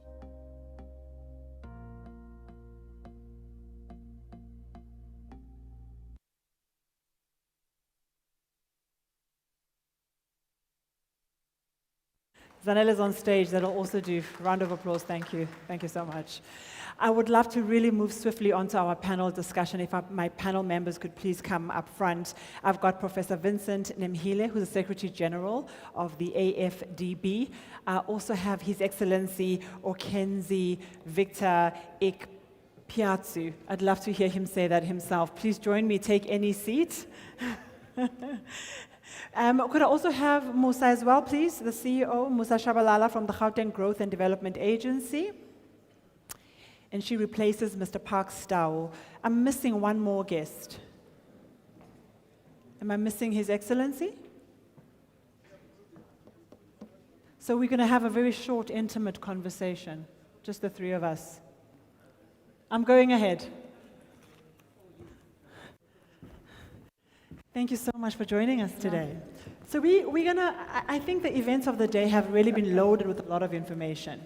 And what I'd like to achieve in this short space of time, can I help you with that? Please. Let me do that. Okay, yeah. Thank you. So what we'd like to do in this very short space of time is to probably talk about a little bit of the principles and thinking behind the network that needs to be formed. We won't spend too much time really delving into it because I think another conversation needs to be had with the broader team that was initially pulled together to have this discussion. What are some of your thoughts? And if I may, Musa, I'll come back to you shortly. You have spent time really thinking about the network and the role that it needs to play. Can you lean into the conversation? Let me know what some of your thoughts are. Thank you very much. Can you hear me? Yes, before I start, let me just say thank you to the Premier and to the President of the Afro-Asian Bank for for inviting me to participate, and I bring greetings to you from Dr. Akinwumi Adesina, the President of the African Development Bank. Also, on a more serious note, we take it for granted that we are here today in the midst of the COVID pandemic. Please give me 1 second to be able to honor those who would have loved to be here with us and are not here with us. We take it not for granted that we're privileged to be here because COVID had devastated our continent and an entire world. So we count ourselves very, very privileged to be able to gather since 2020 outbreak. So let's not take it for granted. And of course, on a final light note, Zanele, I know you were talking about Ambassador Diri, God knows Diri. If we were to get married, it might well have been that it is God knows Zanele Diri saying, "It is enough, God, because I found Zanele." Thank you. So it may well be that that is the story that we get. But overall, thinking about the network that you talked about, I think it's a great idea. The governors who were here, the premiers who are here, because at the end of the day, development is about the people, and the people are found in the provinces and the municipalities and the local government. So it is vital that this network takes into account its importance in the development of the people. I will just refer you to the African Union Charter on values and principles of local governance, decentralization, and local development that was adopted in 2014 that clearly articulates everything we're talking about in terms of the relevance of the subnational governments or sub-sovereigns in the development of its people. So this network must imbibe, therefore, the principles enshrined there. I don't know to what extent the subnationals know that that charter exists. Of course, in furtherance of Agenda 2063 of the African Union, you will find the relevance of this. Again, if we're alive to the theme of this, how can you become the catalyst to intra-African trade? I don't know to what extent that subnationals know that they ought to be part and parcel of the implementation of the AfCFTA. By virtue of the protocol on trade in services, for example, local governments, regional governments, and central governments are supposed to implement the provisions of the agreement in total. And therefore, subnational, for you to be the catalyst that you need to be, you must be able to have an intra-Africa trade office or desk. I was meeting with the Premier yesterday and we were talking about the development plans of KwaZulu-Natal. To what extent do you have intra-Africa trade as a focus of your development, and to what extent are you implementing the provisions of the free trade agreement for you to tap into that? I know there's the contention between the central government and the subnationals, but that contention can be reduced if you are alive to your own responsibility as a subnational, because it's give and take. The central government is supposed to be there to provide you the environment to thrive. I do understand the constitutional arrangements of South Africa. I haven't taught constitutional law here at WITS. I do understand the constitutional arrangement of Nigeria. Those are the two economies that I know about their constitutional arrangements. They are a cooperative governance arrangement in the case of South Africa, and it is the federal government in the case of Nigeria, and so similar. But in practice, you find the center most of the times really overriding some of the provisions of the Constitution with regard to the operations of the subnationals. So it is the subnational knowing their place. And so that this network works by peer learning and sharing experience. So there's a lot of work to be done. There's a lot of study to be done for the network to be able to live up to its responsibility and its mandate. Thank you. Thank you so much. Thank you. Please let's acknowledge him and his contribution. So, Ms. Shabalala, your thoughts on this catalyst, what is required for it to promote inter-Africa trade and investment? I think it's absolutely critical, and I am encouraged and would like to congratulate, African Bank and all the various leaders, and maybe let me start by acknowledging Premier Zikalala, exceptional week it's been, and the governors that are here and the leadership. So from a Gauteng perspective, we are a subnational government, and I'd like to respond by being very practical about why this network is important. The work, the actual implementation is done at a subnational and at a local government level. And so it is important that we do share learning, we do share information at a subnational level, because that is where businesses are actually located. That's where the investment opportunities are defined, designed, and understood. That is where the facilitation for investors to have a soft landing into any country actually takes place. At our level, and in South Africa, what's beneficial is that we have investment promotion agencies like ourselves, the GGDA, at the subnational level.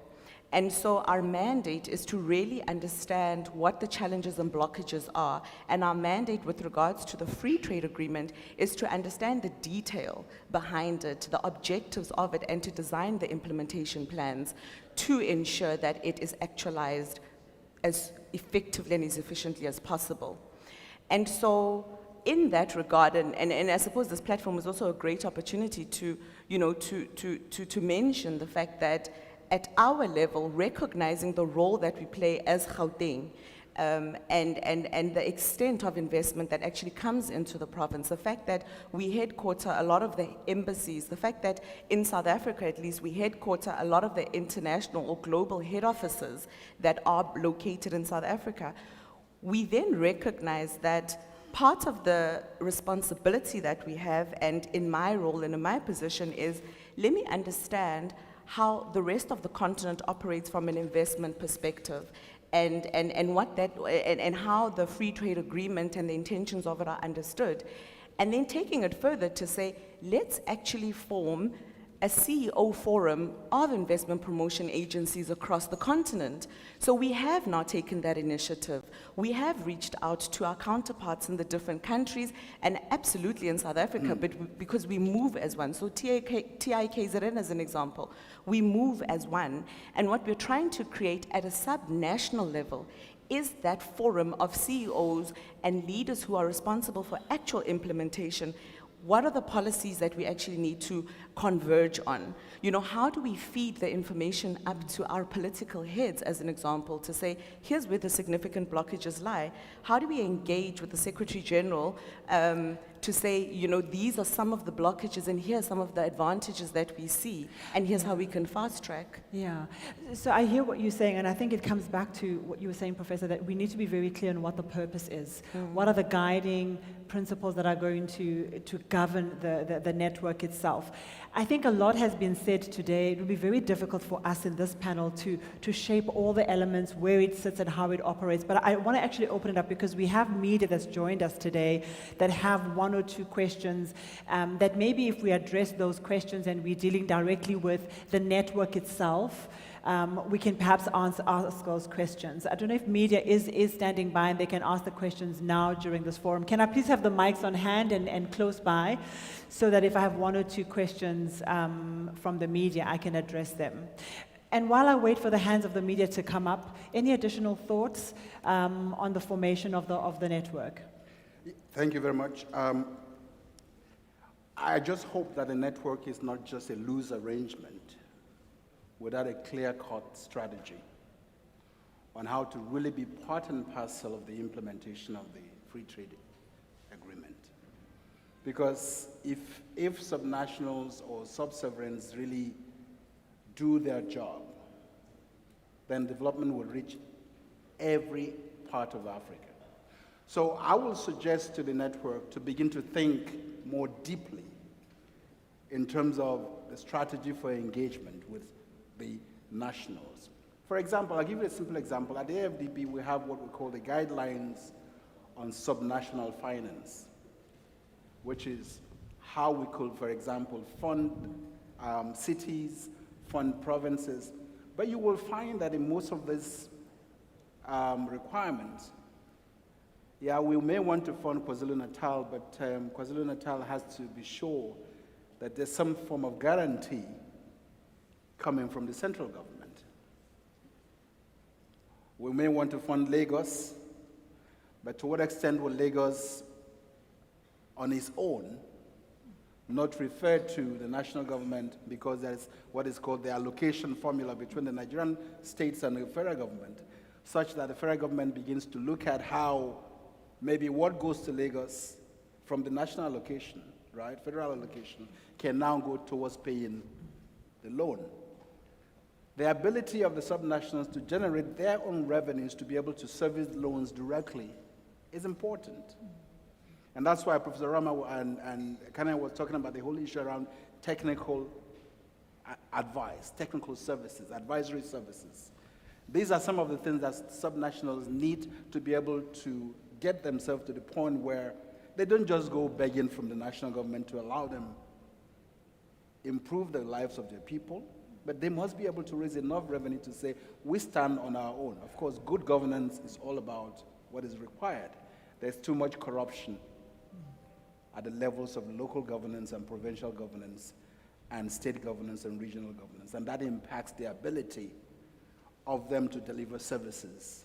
So if you can manage your resources, even if it is the small resources you have, addressed towards meeting the services and delivering for the people, it's going to be, it can be more far-reaching. So this network, I have high hopes for this network, because the work that I do, overseeing the work of the board of the African Development Bank, when I sit at the boardroom and I see 1.something billion approved for a particular country, I want to see that translate into transforming the life of the next person that I meet in the rural area. If it doesn't happen, and hardly will the federal government or the central government be the ones to achieve that. It will be the local government, it will be the provincial government, it will be the municipalities, it will be the cities, because that's where the businesses are based. In Nigeria now, there's a debate as to who is entitled to value-added tax. Is it the federal government who is to collect it, or is it the state that has to implement, that has to collect it? And most of the transactions are done in the state. And then there's a question, and there's a case now before the Supreme Court as to who is entitled to collect VAT under the constitutional arrangement of Nigeria. I wish the governors were here, but I'm sure they know what I'm talking about. And that is a huge aspect of what they call the fiscal federalism of the country, relative to the ability of states to be able to provide development for their people. So this network is huge. Premier and the president of IAFT Bank, in promoting this, I personally, because I understand the constitutional arrangements in Africa, I'm very interested to see that you guys really live up to your responsibility and your obligations. Thank you very much. Thank you so much. Thank you for those wise words, and you've ended it off quite nicely for me. It will really be a great opportunity to see this mature into something in a year from now. We can say, here's what the journey looked like. So really appreciate your inputs. Dr. Zondi, you have quite a job ahead of you. We have a communique presentation by Dr. Zondi, really pulling together the discussions of today and giving us a summary of not only today, but the way forward. So Dr. Zondi, if you could come up front, please. These masks make it impossible to, there's Dr. Zondi.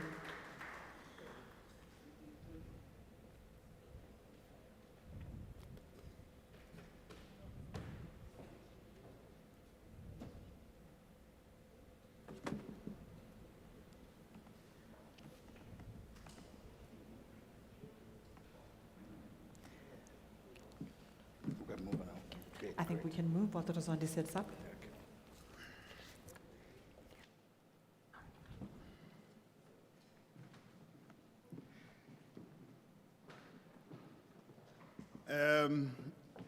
Your Excellencies and dignitaries, visitors, friends, and enemies, you personal enemies of myself, I literally should greet you this afternoon and appreciate the the opportunity to share with you what we consider to be the outcomes of this meeting.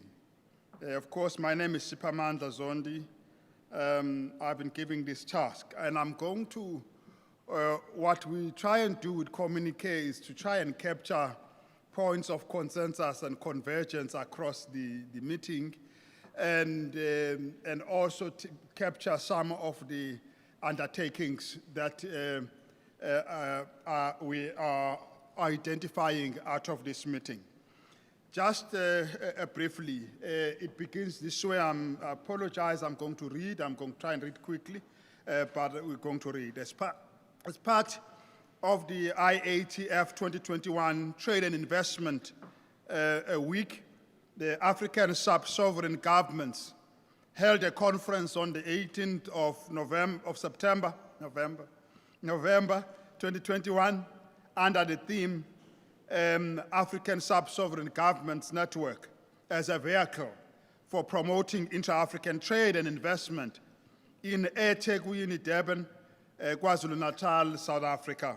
The conference aimed to understand the potential role of sub-sovereign economies in development and adopt a communique announcing the establishment of a platform by which they will pursue their interest in intra-African trade and lay the ground for the development of a work program and mechanisms for its operationalization. African sub-sovereign governments are subordinate authorities to a sovereign national authority designated often as regions, counties, states, provinces, or local authorities of various kinds, with their own governance and powers within a state and possessing the mandate to promote economic development, collect revenues, manage public expenditure, and promote trade and investment in the areas under their jurisdiction, including outside those countries. The conference noted with concern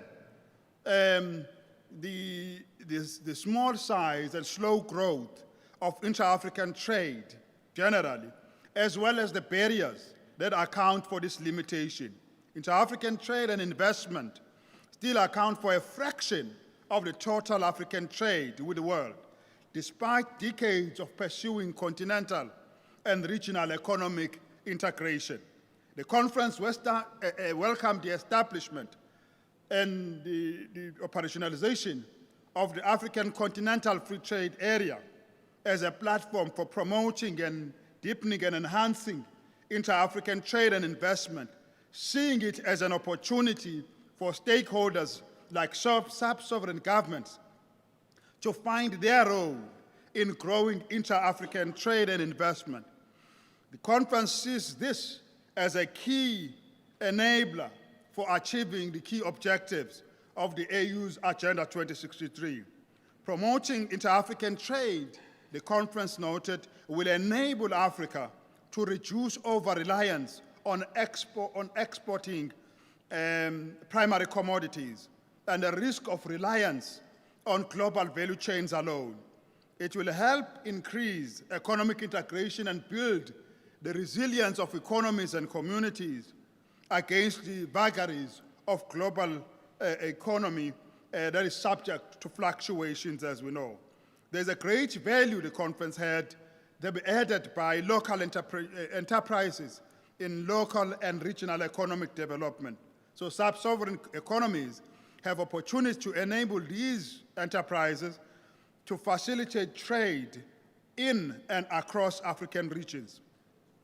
With 16 African countries landlocked, there is inadequate support for the transit of goods and services across borders, since the continent has no transit bond or financial support to support the movement of goods across borders. There is no mechanism to facilitate the movement of goods also across regional economic communities. A sound inter-African trade strategy we had requires support in the form of financing, capacity building, export and investment promotion, linkages and partnerships, digital solutions, policy advisory services, and so on. Inter-African trade and investment by sub-sovereign economies will require greater support for industrial development and export development through such initiatives as industrial park, special economic zones, and so on. Such trade and investment, we had, also need full operationalization and use of a Pan-African payment system and settlement platform to ease the payment for intra-continental and cross-border trade movements. The conference underlined the need to balance industrial development on the one hand and just transitions to green economies on the other, including through the idea of smart sovereigns, smart cities, smart regions, smart counties, smart provinces, smart states, and so on. The conference, with regards to the role of African sub-sovereign economies, the conference further recognized that the African sub-sovereign authorities and economies have a critical role to play in expanding, growing, and deepening inter-African trade, thus contributing to the overall economic development and integration of the continent.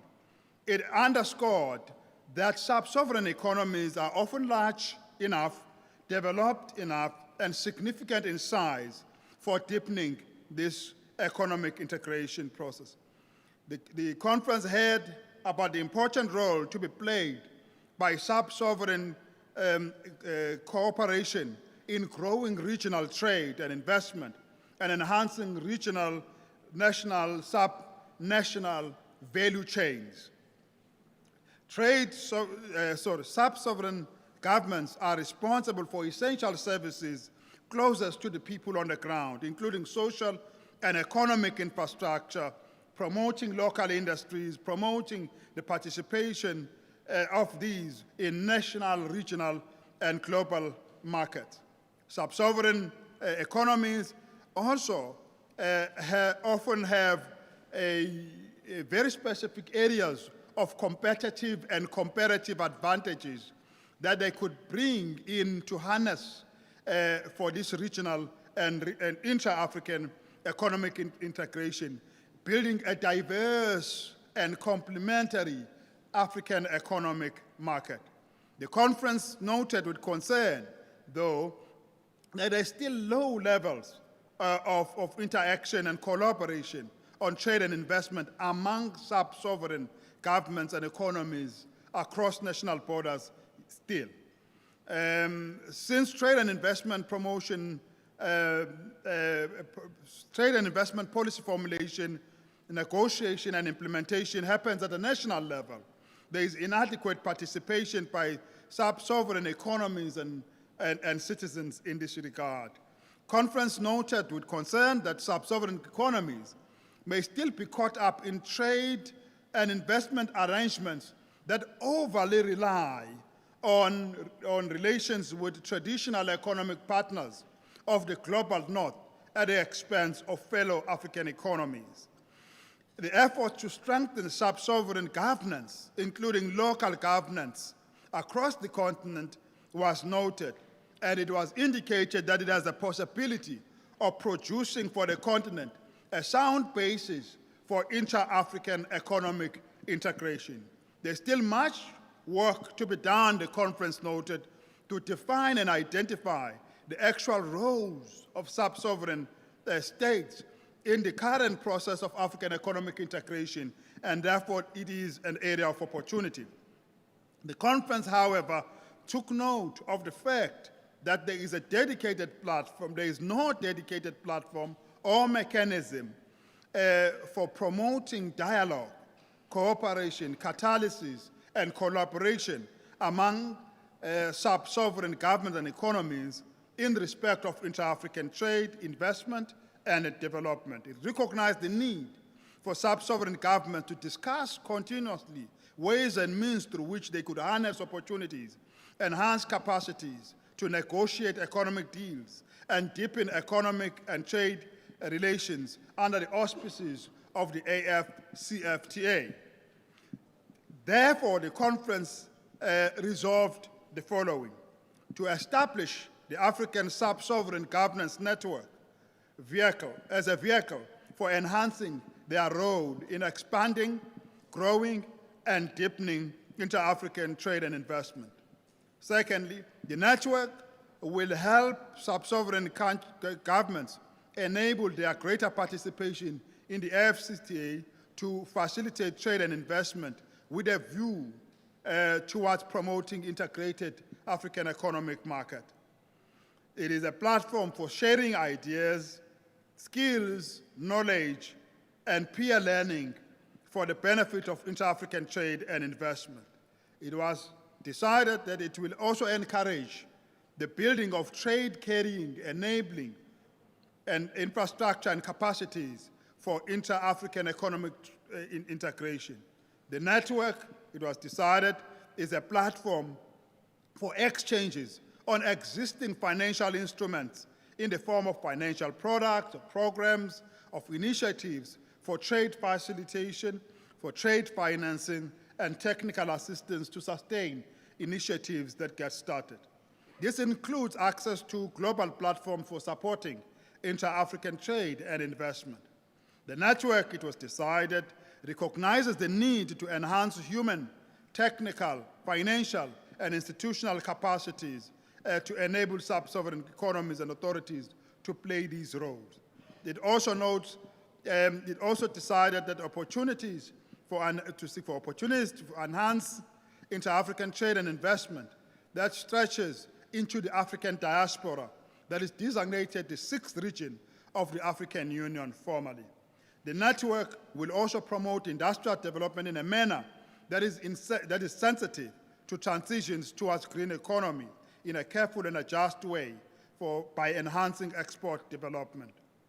The network has the potential to help enhance the role of export trade companies and other catalysts for cross-border change, including by looking at ways of improving their role and improving their regulation. The network will exchange ideas on how to grow support for economic cooperation, including in the area of financing, of capacity building, of export and investment promotion, linkages and partnership, digital solutions, and policy advisory services. The network will help improve the participation and impact of sub-sovereign economies in intra-African trade fairs and such activities through information sharing and coordination. The network membership is African sub-sovereign authorities duly recognized as such by national constitutions of African countries. The network shall hold annual meetings hosted on a rotational basis by various members through an open selection process, allowing potential hosts to express interest in hosting sub-sovereign conferences. The network shall consider establishing an institutional network to support the full operationalization of the network. I thank you. Thank you so much. Thank you so much, Dr. Zondi. You've definitely summed it up well for us. I think we are trying very hard to make sure that I meet my deadline of time. If I could have a mic here in the front, and also ask the MEC to please get ready to do a closing for us. Thank you for agreeing to close for 5 minutes. Mr. Kwazim Shengu, MEC for Education here in the KwaZulu-Natal province, will close the day for us. I'm being pushed to ask a question, but I have to meet the deadline of 1:45. I can't read sign language. Must he come to the front? Oh yeah, we are giving him a mic. He's asking. Thank you. Yes. Go ahead. No, thank you very much. I think that summarizes what was said. But I just wanted to add a few things that arose from the conversation we had with Governor Fayemi of Nigeria, the chair of the Governors Forum in Nigeria. There are about 3 or so things we wanted to add, and if people, the members here agree, then we include it. One of them is the forming a committee to be able to turn these decisions into actionable items. I think there was an agreement that we have the KwaZulu-Natal Premier, and then you have Governor Fayemi, who chairs the Governors Forum in Nigeria, and then Kenya, and also the Governorate of Cairo. So that's one, the committee to work with AfCFTA Bank as a temporary secretariat to put all this together so that we have a way of institutionalizing what was agreed. The second thing was that AfCFTA Bank should consider including kind of a sub-platform in its trade information and trade regulations portal to help sub-sovereigns to enter information about their own regulations, their taxes and all that, and if possible also the companies that are in their provinces and states into that platform, so that all members and companies in the different states and provinces in the parts of Africa can go in there and see what is happening in other places. I think, I don't know whether there's a third, I think there's a third one. I've forgotten the third one. Take but your if time. I remember, I say Go that. ahead. But I think these were the, yeah, we've included the secretary. So these are the additional things we wanted to add. Thank you. Thank you very much. Dr. Zondi has captured those, and those are great closing statements. Thank you, Dr. Zondi. Should we have our closing address? Okay, that's it. Sorry. I wanted to be sorry. Okay. Okay, well, that will come in. Study on, the study has to be sponsored. I think our President Bank would, it's part of the technical assistance we can give, so that we have a comprehensive study of the state of play with regarding sub-sovereigns. And also we said that the sub-sovereign definition as states and provinces and counties. It won't go down to this. So I think it's important it enters there. Yeah. And the study to know how many of these are in Africa and how they, within the laws, as the Secretary General of the FDB was saying, the kind of legal arrangements, constitutional arrangements in the different countries that govern the relationship between them and the central government. And I think we should then also add that the meeting also welcomed the $250 million President Bank seed funding to support any investments and all that may come with this. Thank you. Thank you so much. Those were critical closing action items, and congratulations to the meeting that happened, obviously, that led to these conclusions. Thank you so much. Mr. MEC?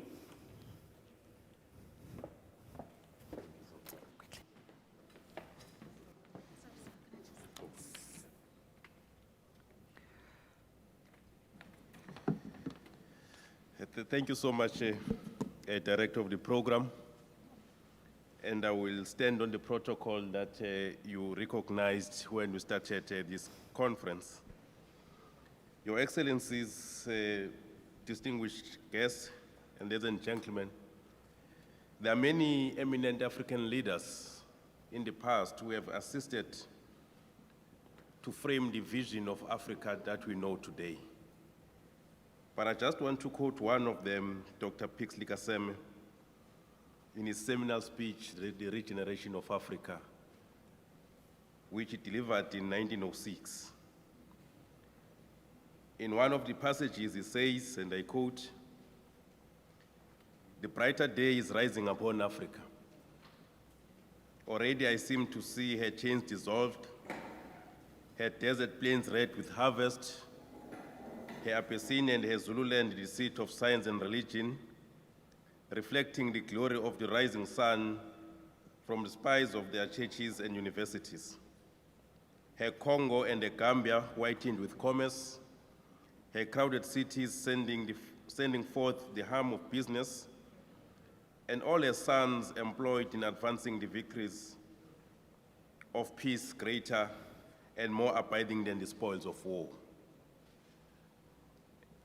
And I do believe that the contemporary generation of leaders now shoulder a responsibility of putting into action this great vision of Africa. The adoption of the African Continent Free Trade Area is undoubtedly a giant step towards the realization of this vision. It will allow Africa to reassert itself as an equal player in the global affairs. Soon we'll be talking about an Africa that is able to take firmly charge of its affairs. We are one continent that is endowed with a number of mineral resources which have not really been exploited to the advantage of its people. We continue to export and import the finished product. So while we consolidate the resources, but we must also invest on the important resource, which is human beings. One resource that we have as Africa is human beings. So we need to consolidate, skill them properly, so that we take advantage of the endowments that we have as a continent.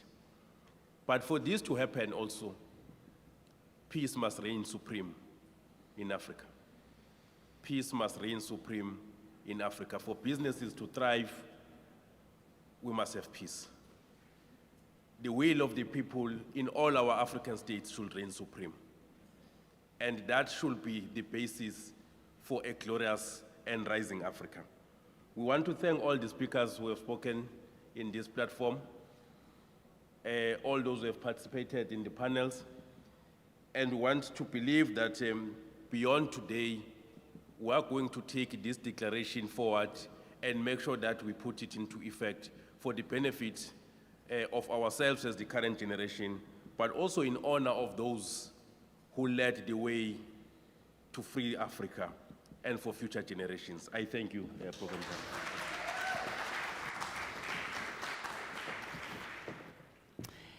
Ladies and gentlemen, and that brings us to the close of our program. Thank you for your patience, your participation, and your interest. For final collaborations, all the speakers please meet at the same venue on the 3rd level for lunch and final discussions. Thank you so much. And there is lunch and refreshments offered to all delegates in the foyer. So all who participated in the program can join upstairs for final deliberations and conversations.